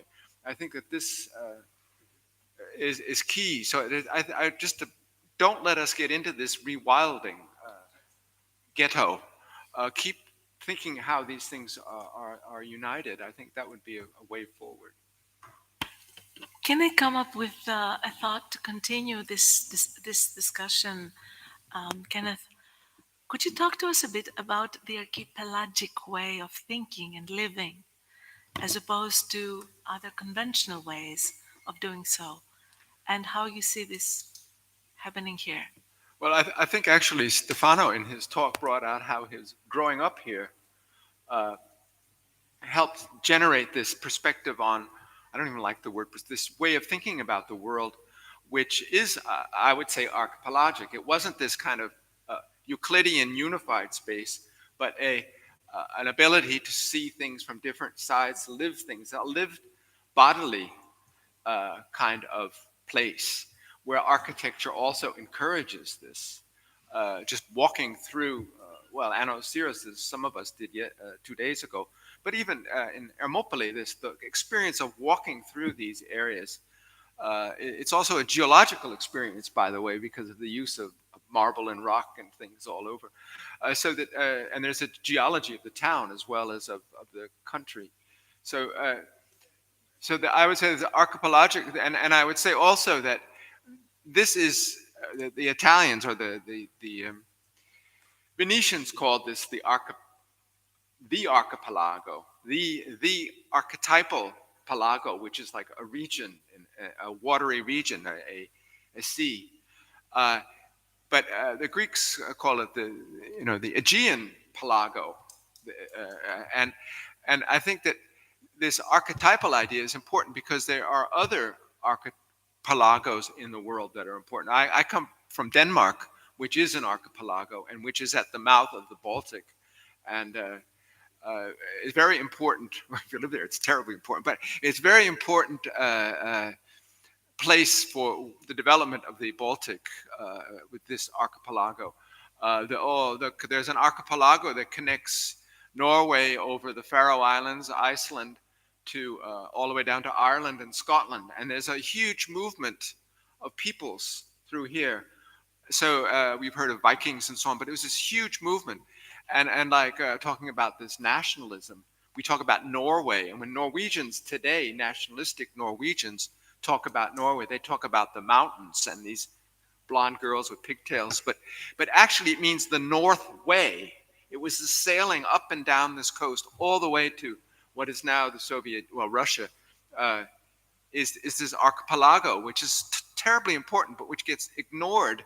Well, for example, the Norwegians, when they promote Norway, it's always the mountaintops. They don't promote this incredible movement of people and culture, foods and so on, that have moved across this archipelago or archipelago. So this is an area, and that's why I think that would be interesting for the UNESCO, and because also the person who was leading this was a geographer, to bring this out, that we have another way of thinking about the world, and that even like, well, Athens is more on the continent, but it's linked to here by this sea movement, by these islands and so on, and by its naval power. So I think that this is so important to bring out, and it's a geological phenomena, but it's also a cultural phenomenon. So in a way, putting the sea and the islands at the center rather than the land, the continent. The idea of islandness, I think, that you have written about before, which is very significant here in the Eastern Mediterranean at least, but also at other archipelaga as well. I just add one thing. We talk about ecology a lot, about the environment. And it's a mentality. We like to think, oh, people are economical and rational. But what you see happening is like in Norway, where they have this perfect system of fjords and things linked up by boats for centuries. They now build tunnels through mountains. They have these tunnel machine that just, they can't stop it. And now when you travel in Norway, you hardly see Norway anymore because you're in the tunnels all the time. When it is perfectly well connected by water, and water, you don't need to maintain it, you don't need to put asphalt on it, you can just put boats on it and they sail. So it's I think we could do a lot also ecologically. We could encourage the world to go back to thinking in terms of water transport as a good, cheap, you can use in air and sail and so on. It doesn't use any energy at all. So there's a lot of possibilities.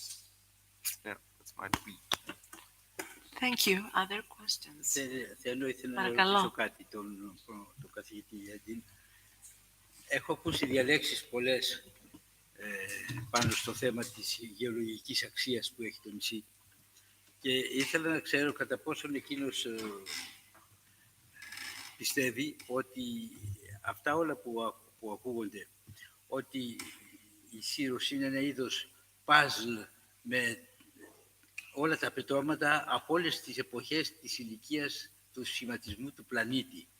Δηλαδή άρχιζε ένας Έλληνας γεωλόγος να μας παρουσιάζει 320 εκατομμύρια χρόνια, 330 για την ακρίβεια, χρόνια εκατομμύρια πριν και βρέθηκε ένα πέτρωμα και λέει αυτό είναι το κόμητο. Είναι πέτρωμα που είναι στο κόμητο σήμερα. Παρουσιάζει ένα άλλο που μας λέει κατεβαίνει ένα 20 εκατομμύρια χρόνια κάτω κάθε φορά πίσω και πάμε μπροστά, έρχεται προς αυτό και λέει ας πούμε 300 εκατομμύρια χρόνια πριν, μετά 280 εκατομμύρια χρόνια, μετά 180 κλπ. Και φτάνουμε σε ένα σημείο που φτάνει στην εποχή των 15, του 1,5 εκατομμυρίου χρόνια, 15 εκατομμύρια χρόνια πριν, 15 εκατομμύρια χρόνια όλα αυτά τα πετρώματα που κάθε φορά βρίσκουμε ένα είναι το κόμητο, άλλο είναι ο Σύριγγας, άλλο είναι το κίνη, το δελφίνι, η βάρη κλπ. Όλα αυτά τα πετρώματα συγκεντρώνονται εδώ 15 εκατομμύρια χρόνια πριν στο βυθό της θάλασσας και στα 10 εκατομμύρια αναδύεται το νησί της Σύρου. Είναι αλήθεια αυτό, ισχύει? Γιατί εμένα εκείνο που με κάνει και θαυμάζω είναι αν αυτό είναι αλήθεια, εάν υπάρχουν τέτοιες συγκλίνουσες δυνάμεις και φέρνουν όλα αυτά τα πετρώματα γύρω-γύρω, η δύναμη δεν χάνεται ποτέ, κάπου μεταβιβάζεται συνεχώς. Λοιπόν, αυτή η δύναμη στους ανθρώπους επάνω δεν έχει επίδραση. Δηλαδή, πώς φαντάζεστε αυτή τη στιγμή την επιρροή που έχουν αυτές οι δυνάμεις που συγκλίνουν και φέραν όλα αυτά από όλο τον πλανήτη τα πετρώματα εδώ σε αυτό το σημείο? Τι δυναμισμό έχει αυτό το σημείο? Παλιά μιλούσαμε για τα λεγόμενα τελουρικά ρεύματα. Έτσι, τα τελουρικά ρεύματα ήταν τα ρεύματα εκείνα που τα ανακάλυπταν οι μάγοι και οι αρχηγοί θρησκειών εκεί, αυτοί που οι ιερείς και λοιπά, και χτίζανε τους ναούς στα μέρη που είχαν ισχυρά τελουρικά ρεύματα, που είχαν μεγάλο μαγνητισμό, πολύ ισχυρό μαγνητισμό. Για να έρχονται όλα αυτά τα πετρώματα σε αυτό το σημείο, κάτι δεν σημαίνει? Και το ότι τελικά υπάρχει αυτή η διαφάνεια στην ατμόσφαιρα εδώ, ο καθηγητής ο Ζερεφός, ο ακαδημαϊκός μας, ο οποίος έρχεται συχνά στη Σύρο και μου λέει πάντα, Ιωσήφ, είσαι σε ευλογημένο τόπο και αυτά που εσύ λες λυρικά, εγώ θα στα αποδείξω επιστημονικά. Και μου λέει πώς και γιατί έχουμε αυτή την καθαρή ατμόσφαιρα, γιατί έχουμε αυτό το μπλε του ουρανού που είναι μοναδικό. Η ακτίνα λέει του ήλιου στη θάλασσα φτάνει μέχρι 1,20. Ενώ εδώ φτάνει 1,80. Γιατί αυτό? Γιατί υπάρχουν όλα αυτά τα φυτά που έχουμε εδώ, φωσφός, θυμάρι και όλα αυτά, κατεβάζουν πολύ βαθιά ρίζες για να ανεβάζουν να βρίσκουν νερό, υγρασία για να θραφούν και να ζήσουν και ανεβάζουν κάτι μικροοργανισμούς οι οποίοι νομίζω ότι τους ονόμασε και τίδια, τα οποία όταν βγουν είναι σαν τα πάκμα που τρώνε ό,τι αιωρείται στην ατμόσφαιρα. Και γι' αυτό έχουμε αυτή την καθαρή ατμόσφαιρα. I will try to translate. Yes, yes, πάρα πολύ να δω αυτή την πρόταση για το γεωπάτο. Θα συνεννοηθώ με τον Ανδρέα το γεωλόγο. Ευχαριστώ.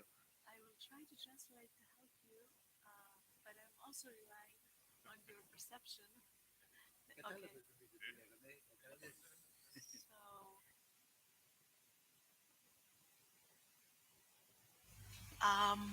What does it mean for Syros and for us and for geology, first of all, that about 15 million years ago, certain unique type of rocks, and please help me because I don't understand exactly what we're referring to here, were found here, and then at 10 million years ago, Syros became what it is, I suppose.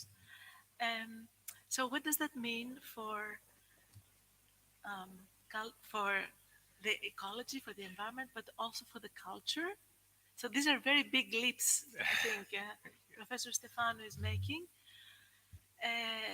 trying to connect them with a humanitarian reading, let's say, humanistic, thank you, reading of Syros today.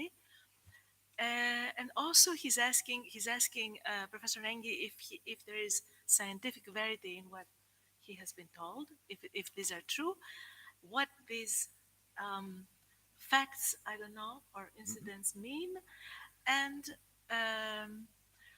also whether he thinks that it is true that we're talking here in this part of the world of an exceptional clarity of the atmosphere that may be brought about by the fact that certain plants that abound in this part of the world tend to produce microorganisms or some kind of other, I don't know, ions that help clean the atmosphere. I'm sorry, you have to respond to all of these. Yeah, I don't because I can't. If you have 3 hours, I would like to answer the first 10%. Για τα Thank you. πετρώματα περιμένουμε. Ναι, κατάλαβα.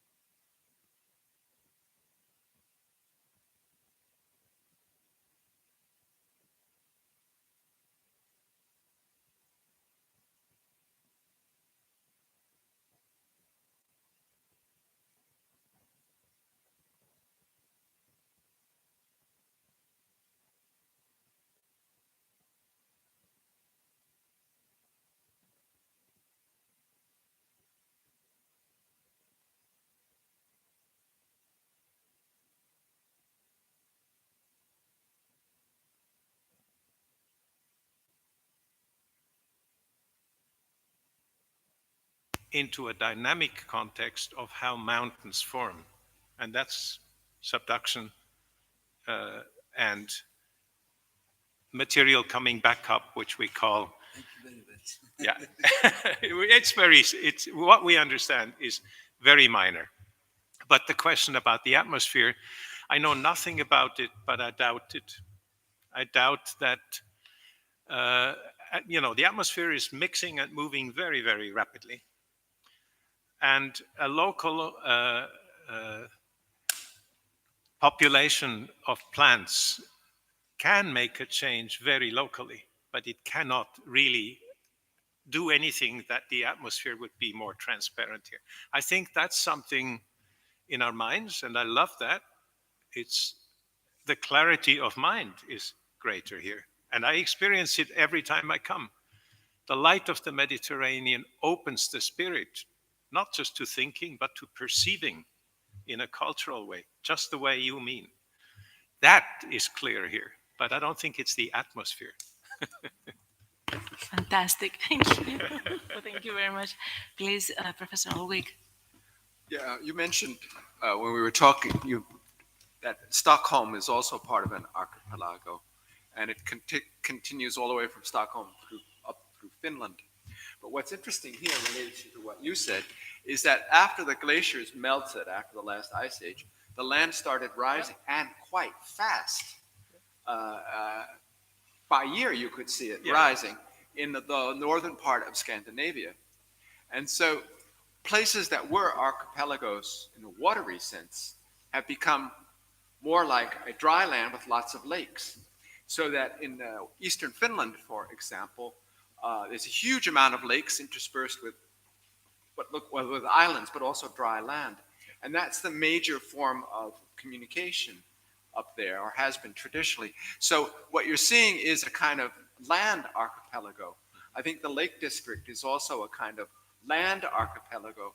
And there are other examples, but even driving through northern Sweden, you have these flat fields of grain or something, which is actually sea bottom. And then you have these islands in it, and you're on, So this archipelagic way of thinking is not just limited to water or islands. Thank you very much. Kenneth? I wonder where you would like to give the I just want a brief note, and then Discussion to the public. just commenting on what you said. I mean, I've run into two very important documents about the Aegean. One of is the demographics of the Aegean, starting with the 10th century, which is a brilliant work. And in fact, it's impressive, and how this population fluctuates, but still is there. And the other one is the issue of trade. And the issue of trade in the classical era was far more intense than it is now. I mean, I'm talking about between the islands, not via Piraeus. So it's, I just want to, the issue of trade and intensity of movement from Greece to Sicily was again far more intense than it is now. So I'm just to consolidate what we're discussing, but thank you. Thank you, Pavlo. And I think it's time to engage the public as well in this discussion, either in Greek or in English. We can help with translation. Bas Pedroli, thank you. Yeah, thank you very much to all the speakers, and especially because of emphasizing the main thing of the European Landscape Convention, that the landscape is a landscape of people. And the people have the right to have a say in the future of the landscape. And the people are not only the tourists, but it's also the inhabitants, the residents of the island. And we did research in many case studies, and we asked also the people about, the local residents, about their impression and their perception of the tourist activities. And what you can see is that in almost all the cases, the people that profit from tourism are very positive about tourism. And that's economy. But the people that do not profit, that see the nuisance of the tourists and all the selfies being made by the tourists, not even paying attention to the local people, they are complaining very often. So what is one of the nice things of Syros, I think, is that it has an own economy which is not completely dependent on tourists, which gives them also the opportunity to extend the season because well, there are living people anyway the whole year round. So my question would be, if we take well the statement serious that it's not only culture and it's not only nature, but it's the combination. And culture is specifically not only the cultural heritage, but it is also the people that are living in the place, and that's shape, form, design the landscape by their activities. So we are not only the conservative ones that love to keep everything as it is, but we also want to develop. Well, the geopark is one of the nice examples. My question would now be to, well, perhaps the representatives of the municipality of Syros is, what is your perception of the attitude of the local inhabitants, the local residents, the landowners, so to say, also of the northern part of Syros, towards developing all kinds of activities that are mainly meant for well, people that for visitors from outside. In other words, how they see tourism development, Bas. Thank you.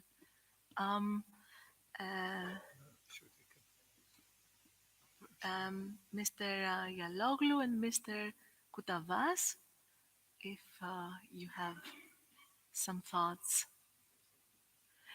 Ναι. Η ερώτηση είναι πώς βλέπουν οι κάτοικοι, οι ντόπιοι και εσείς βέβαια ως αρχές την τουριστική ανάπτυξη στον τόπο αυτό σε σχέση με την υπόλοιπη ζωή. Ευχαρίστως. Ναι, ευχαρίστως. Λοιπόν, είναι πολύ εύστοχη παρατήρηση και γι' αυτό πρόσφατα το στρατηγικό σχέδιο του τουρισμού που εκπονήθηκε για πρώτη φορά από το Δήμο μας έλαβε υπόψη του την κοινωνική συνένεση μέσα από ερωτηματολόγια που εκπονήθηκαν και απαντήθηκαν από τους κατοίκους, μεταξύ άλλων, επιχειρηματίες, αλλά κυρίως τους κατοίκους, γιατί η νέα προσέγγιση, μάλλον η λογική προσέγγιση για την τουριστική ανάπτυξη πρέπει να εμπεριέχει και την αποδοχή της τοπικής κοινωνίας. Οπότε αυτά πρέπει να συγκεραστούν. Πρέπει να συγκεραστεί δηλαδή η ανοχή των κατοίκων με την επιθυμία των επιχειρηματιών και τελικά αυτό το σύστημα, το τουριστικό οικοσύστημα να ισορροπήσει σε κάτι το οποίο θα είναι βιώσιμο. Με αυτόν τον τρόπο το προσεγγίζουμε πλέον και είναι ακριβώς αυτή η παρατήρηση εύστοχη. Το όνομά σας? Διαλόγλου. Mr. Dialoglu, just stress on the importance given locally here through the strategic plan for the development of tourism of the island, which among other things included some questionnaires to the local population and businesses, which in a way tried to identify the level of acceptance for incoming tourist flows, plus the vision that they want to portray within these flows. So times are changing. Yes, of course, please. It seems to me that times seem to be changing. Yes? Οι καιροί αλλάζουν. Παρακαλώ, κύριε Κουταβά. Εγώ αυτό που θα ήθελα να συμπληρώσω έχει να κάνει και με κάτι που υπόθηκε πριν στη συζήτηση, ότι η οικονομία του νησιού δεν είναι μονοδιάστατα τουριστική. Αυτό είναι κάτι το οποίο το βιώσαμε πάρα πολύ έντονα το καλοκαίρι του 2020, όταν λόγω της πανδημίας όλοι οι μεγάλοι τουριστικοί προορισμοί της χώρας είχαν μια απίστευτη μείωση στην προσέλευση, 70-80%, 90% ίσως, δεν ξέρω. Εμείς εδώ είχαμε μια προσέλευση σημαντική της τάξης περίπου του 50%, αλλά αυτό δεν είναι το ουσιαστικό, γιατί ουσιαστικά είναι μια χρονιά την οποία δεν την λογίζουμε ως μια τουριστική χρονιά, είναι σαν να μην υπάρχει. Παρ' όλα αυτά, επειδή η οικονομία του νησιού πατάει σε 3 πόδια, αν μου επιτρέπετε, δηλαδή είναι οι υπηρεσίες, είναι ο τουρισμός είναι το ναυπηγείο, είναι η πρωτογενής παραγωγή. Όλο αυτό βοήθησε να κρατηθούν οι επιχειρήσεις, να κρατηθεί το νησί σε ένα ικανοποιητικό επίπεδο και να μην χρεοκοπήσει ο τόπος. Οπότε, όλο αυτό μας οδήγησε, όπως είπε και ο Ανδρέας, στην εκπόνηση αυτού του σχεδίου, το οποίο δεν απευθύνεται ουσιαστικά, δεν μας προτρέπει και δεν μας προτείνει να κινηθούμε προς τον μαζικό τουρισμό. Ίσως κάποιοι τον θέλουν, γιατί έχουν παραδείγματα γειτονικά, αλλά ούτε οι υποδομές του νησιού μπορούν να αντέξουν κάτι. Είδα και πριν ένα γράφημα, δεν θυμάμαι από ποιον ομιλητή, που έδειχνε το πικ Ιούλιο και Αύγουστο, αν νομίζω, και ξεκίναγε από το Μάρτι μέχρι τον Οκτώβρη και έλεγε ότι οι πεζοπόροι δεν θέλουν να είναι την περίοδο της υψηλής τουριστικής κίνησης, κυρίως λόγω της ζέστης. Οπότε, εμείς αυτό που μπορούμε να κάνουμε είναι να αναπτύξουμε εναλλακτικές μορφές τουρισμού, ούτως ώστε να επεκτείνουμε τη σεζόν χωρίς να αυξήσουμε ιδιαίτερα τις υποδομές μας σε καταλύματα. Δεν χρειάζεται. Απλά και μόνο να αξιοποιήσουμε όλη τη χρονική διάρκεια που έχει μια τουριστική σεζόν και να μπορέσουμε να προσελκύσουμε περισσότερο κόσμο off-season. Ευχαριστώ. I think this was a very interesting point, starting from denoting, but above all, that the opportunity of the island is not relying exclusively on tourism. It has also a strong industrial base with the shipyards, other activities, services, etc., which managed to diversify MPT, the pressure, leading to a situation where even during the crisis of the pandemic, the crisis here were not so severely felt as elsewhere in other islands of the Aegean, gravitating a lot on tourism. Therefore, the reduction there was about 70%, while here it was far less and far better behaved in response to the crisis. And also that's actually became the founding principle for drafting this plan on tourism, aiming at this kind of diversified offer of tourist accommodation and spaces for tourism in order to lessen the pressure during the peak period, but extending the season, the tourist season, via other means of alternative tourism involving, to my reading, cultural tourism. And that they actually do not feel that they need more tourist accommodation. As a matter of a carrying capacity, yes, so therefore they can extend without sort of oversupplying. Which is interesting. Yeah. Yes, please. Michael, Mr. Michael Sofer. Thanks for the speakers. It was very interesting. I'm pretty sure that Geopark is a great idea a great catalyst for tourism at large and the derived cultural tourism activities. But I have a question to Ken. You mentioned core periphery relationships. You didn't extend it or you didn't elaborate much about that. I wonder if you can elaborate about it within the archipelago and between the archipelago and the mainland of Greece. And the effect maybe of these relationships on tourism and cultural tourism. It's a question for you.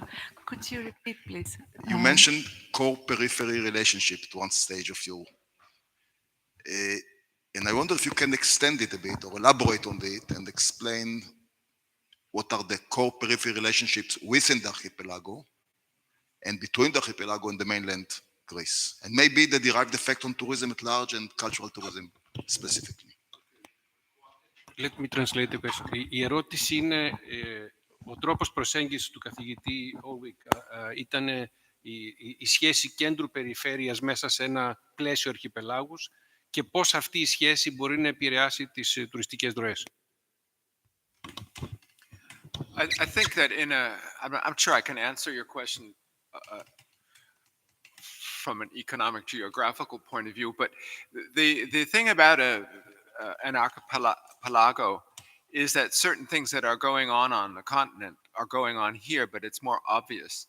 So that if you want marble on Syros, you have to go to another island. Another island might have better fishing resources, and so on. So there's always a need to exchange goods, and it's fairly easy to do so, but it's by boat, so it's very usually by boat, so it's very visible, and it comes in a certain point, certain harbors. So there is a built-in need to have commercial kinds of trade between islands, and it creates also the skills necessary to do that, to sail the boats and things. So that I think you mentioned earlier that there was more trade in the past, and that is part because we've moved so much of our trade to the land and to trucks and things like that, which is very environmentally idiotic. But the thing is that the people learn how to sail, how to do these things. You just see walking through Hermopoli how people know how to use rope and how to tie knots and all the things that sailors do. And so these skills mean that these people become skilled also at trading with other parts, wider areas of the sea. And it was very, using these kinds of skills, trade in the past was very important in creating the Mediterranean as a larger area. I think you mentioned to me earlier about a Greek settlement in what is now Israel. There was movement all over. And this has to do also with the ability, so you create this trading culture. But I just, I read, because of the pandemic, I decided to read Boccaccio's Decameron about the which was written at the time of the Great Death, the Black Death, and his descriptions of people going all over the Mediterranean in these boats. I was just, I thought it was a long time ago, the medieval time, and that people didn't move that much, but there was enormous movement. So these kinds of skills are different from land-based skills, but they promote this kind of integration, which then brings different cultures together. People have to learn to speak each other's language. Just one little point. I grew up originally in New York, and we all could communicate in some sort of English that was sort of like the Marx Brothers English, and I think this happens. Greek was the language of communication that people could use, but it wasn't this kind of Greek you learn in school. It was the kind of Greek, the kind of English we spoke in New York.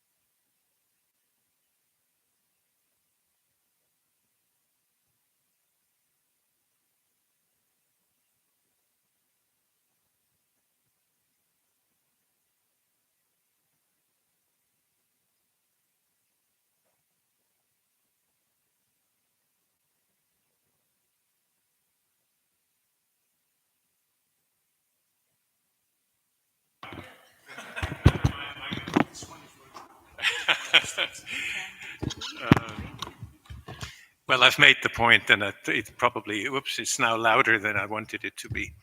So I think culture is born by going beyond the boundaries we already know. And islands are more than just a symbolic, they are the archaeologic root of what is Western culture, because you could see from one island to the next. If Syros were on its own and the next island were Sicily, I am absolutely sure culture wouldn't have been born here. It's impossible. It's by fertilizing what you already know, getting to know the neighbors, getting to know what is not yet known to you, that culture exchange and so on happens. So, and I can perhaps add something very significant. Trade is mentioned. Well, 4,000 years ago, there was a very active trade. It went from Milos and from Syros all the way to the mainland. And in the case of Milos, this is the Obsidian, went all the way up to Scandinavia and Ireland. There was a very active trade. And of course, it was essentially at first simply sea trade and then on foot. But it happened 4,000 years ago. It was the EC 4,000 years ago. It's the birth of the European community of European trade. And it's because people saw from one island to the next. Otherwise, they wouldn't have gone, or they would have never returned. You also set our emperor down here. It wasn't just from here up there.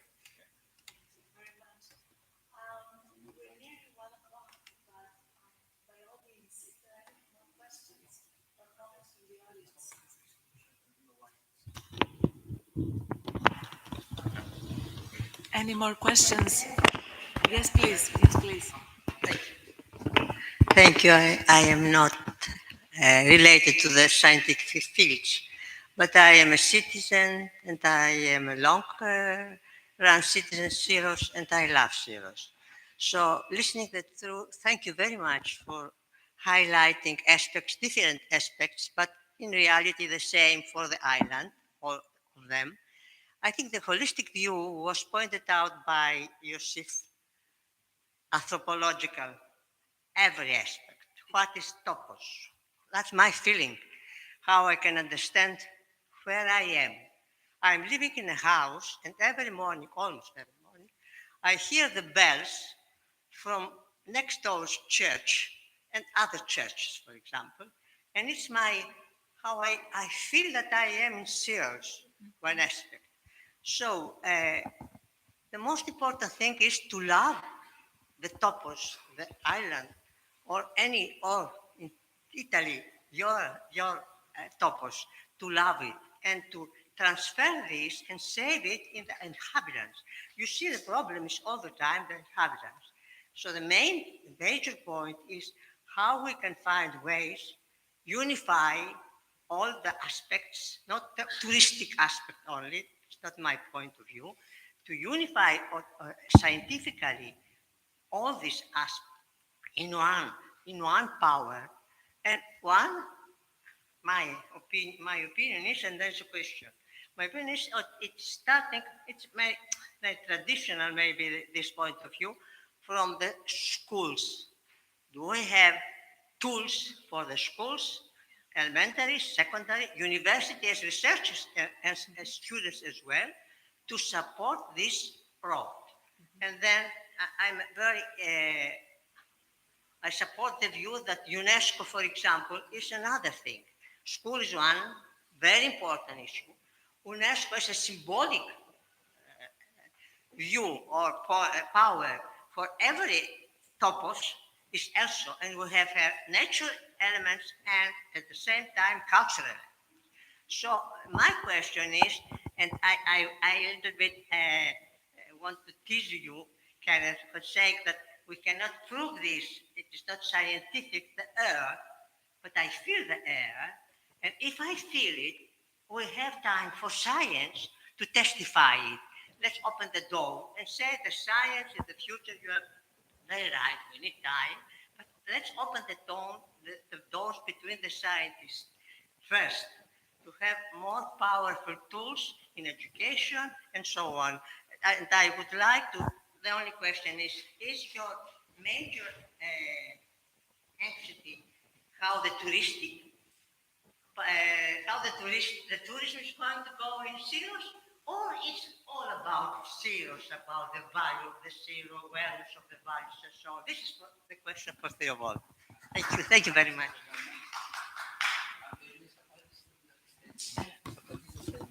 Διότι εγώ είμαι γαλλόφωνος. Μπορώ να βοηθήσω. I can translate.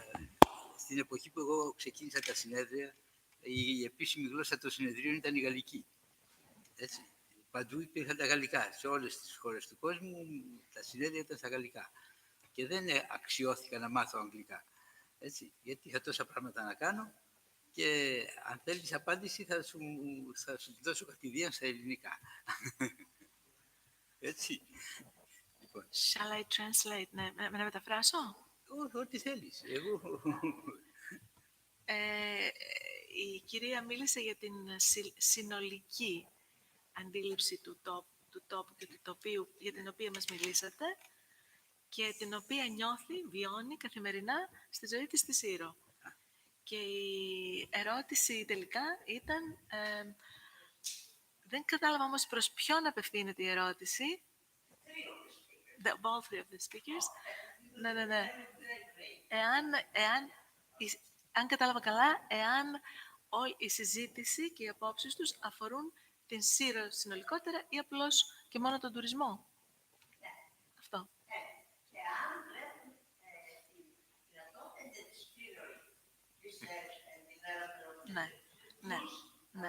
Ναι. Και επίσης τόνισε την διεπιστημονικότητα της ανάγκης να ασχοληθούμε με τη Σύρο έτσι από όλες τις πλευρές. Αυτό και αν τη βλέπετε αυτήν την ανάγκη κι εσείς. So whether you see the need for interdisciplinary approaches or research to Syros, generally speaking, and whether you're now talking about Syros in general from all perspectives or simply referring to tourism, as well as the lady asked or brought up the holistic way of understanding the landscape, the place, which is also her own way of experiencing it here in Syros. Θα απαντήσω όπως στα ελληνικά και το λέω εγώ. Λοιπόν, το τελευταίο πράγμα που με ενδιαφέρει είναι ο τουρισμός. Καθαρά. Η Σύρος ποτέ δεν είχε τουρισμό. Η Σύρος στηριζόταν πάντα σε άλλες πηγές παραγωγικές.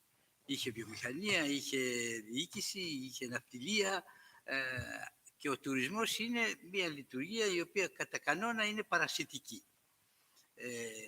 Έτσι διαμαρτυρήθηκα και διαφώνησα όταν ήταν να φέρουν το καζίνο. Και είπα το καζίνο είναι μια παρασιτική λειτουργία, μα θα πάρει κόσμο, θα γίνουμε Μύκονος και είπα, μα δεν θέλω να γίνουμε Μύκονος. Αν ήταν να γίνουμε Μύκονος, καλύτερα να βουλιάξει η Σύρος. Δεν είναι η Σύρος που θέλω να ζω. Έτσι. Η Σύρος έχει τη δική της ταυτότητα, τη δική της προσωπικότητα. Είναι το πρώτο αστικό κέντρο της νεότερης Ελλάδος. Και αυτή είναι η φυσιογνωμία της. Ο οικισμός της Ανοσύρου είναι πάλι ένας οικισμός τελείως ξεχωριστός που δεν μοιάζει με κανένα οικισμό των Κυκλάδων. Το αν έρχεται τουρισμός ή όχι είναι δευτερεύον για μένα. Και κυρίως εκείνο που με νοιάζει είναι να είναι περιορισμένος και ποιοτικός. Διότι αν γινόταν και η Άνω Σύρος, όπως έχουν γίνει ορισμένα άλλα νησιά και αρχίζανε οι τουρίστες και τα ναρκωτικά, δεν θα μ' άρεσε καθόλου. Επομένως, καλύτερα να μην έχουμε τουρισμό, να έχουμε λίγο. Πιστεύω ότι οι λειτουργίες που έχει να υπηρετήσει η Σύρος δεν είναι ο τουρισμός, είναι ο πολιτισμός.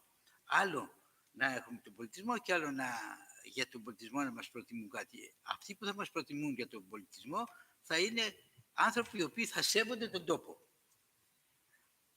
So Professor Stefano is saying that the last thing that interests him really is tourism. Of course, tourism is interesting and important, but it tends to be parasitic on the island, and he's concerned about tourism being more concentrated or located in specific locations and quality tourism. And emphasizes the uniqueness of Syros, of Anosira, the first real urban settlement of Greece since the inception of the modern Greek state, and the significance that it's protected and preserved and not turned to another Mykonos. But at this point, I think we're a little bit over time. It's getting a little late. If there are any quick questions or comments, please, and then we will call it a day. Yes. I would say too that tourism is not my primary interest either. But I think that we have to realize that populations move. Many people have had to leave Syros. There are empty houses that are falling apart. There are other people from Athens or Piraeus coming here and buying the falling down houses and fixing them up. And we won't have Hermopoli unless you get new blood in. And this whole process of new people coming and others leaving is just part of the way life is. And I think so it's important to think also about people who come here to live, refugees. I think Anosiris is particularly interesting because of all the foreign correspondents, all the journalists who meet each other in battlefields all over the world and then come here because it's a central place they can be in a kind of cosmopolitan environment. So that's my... Thank you. And Pavlos, you can close the... Very short and final remark on what we've listened before. It came to my mind that an island is always a closed and an open system. The more you maximize its closeness and ability to respond as a closed system, the better it deals with external relations and affairs and trade and so on, and tourism maybe. Okay, that's a short remark.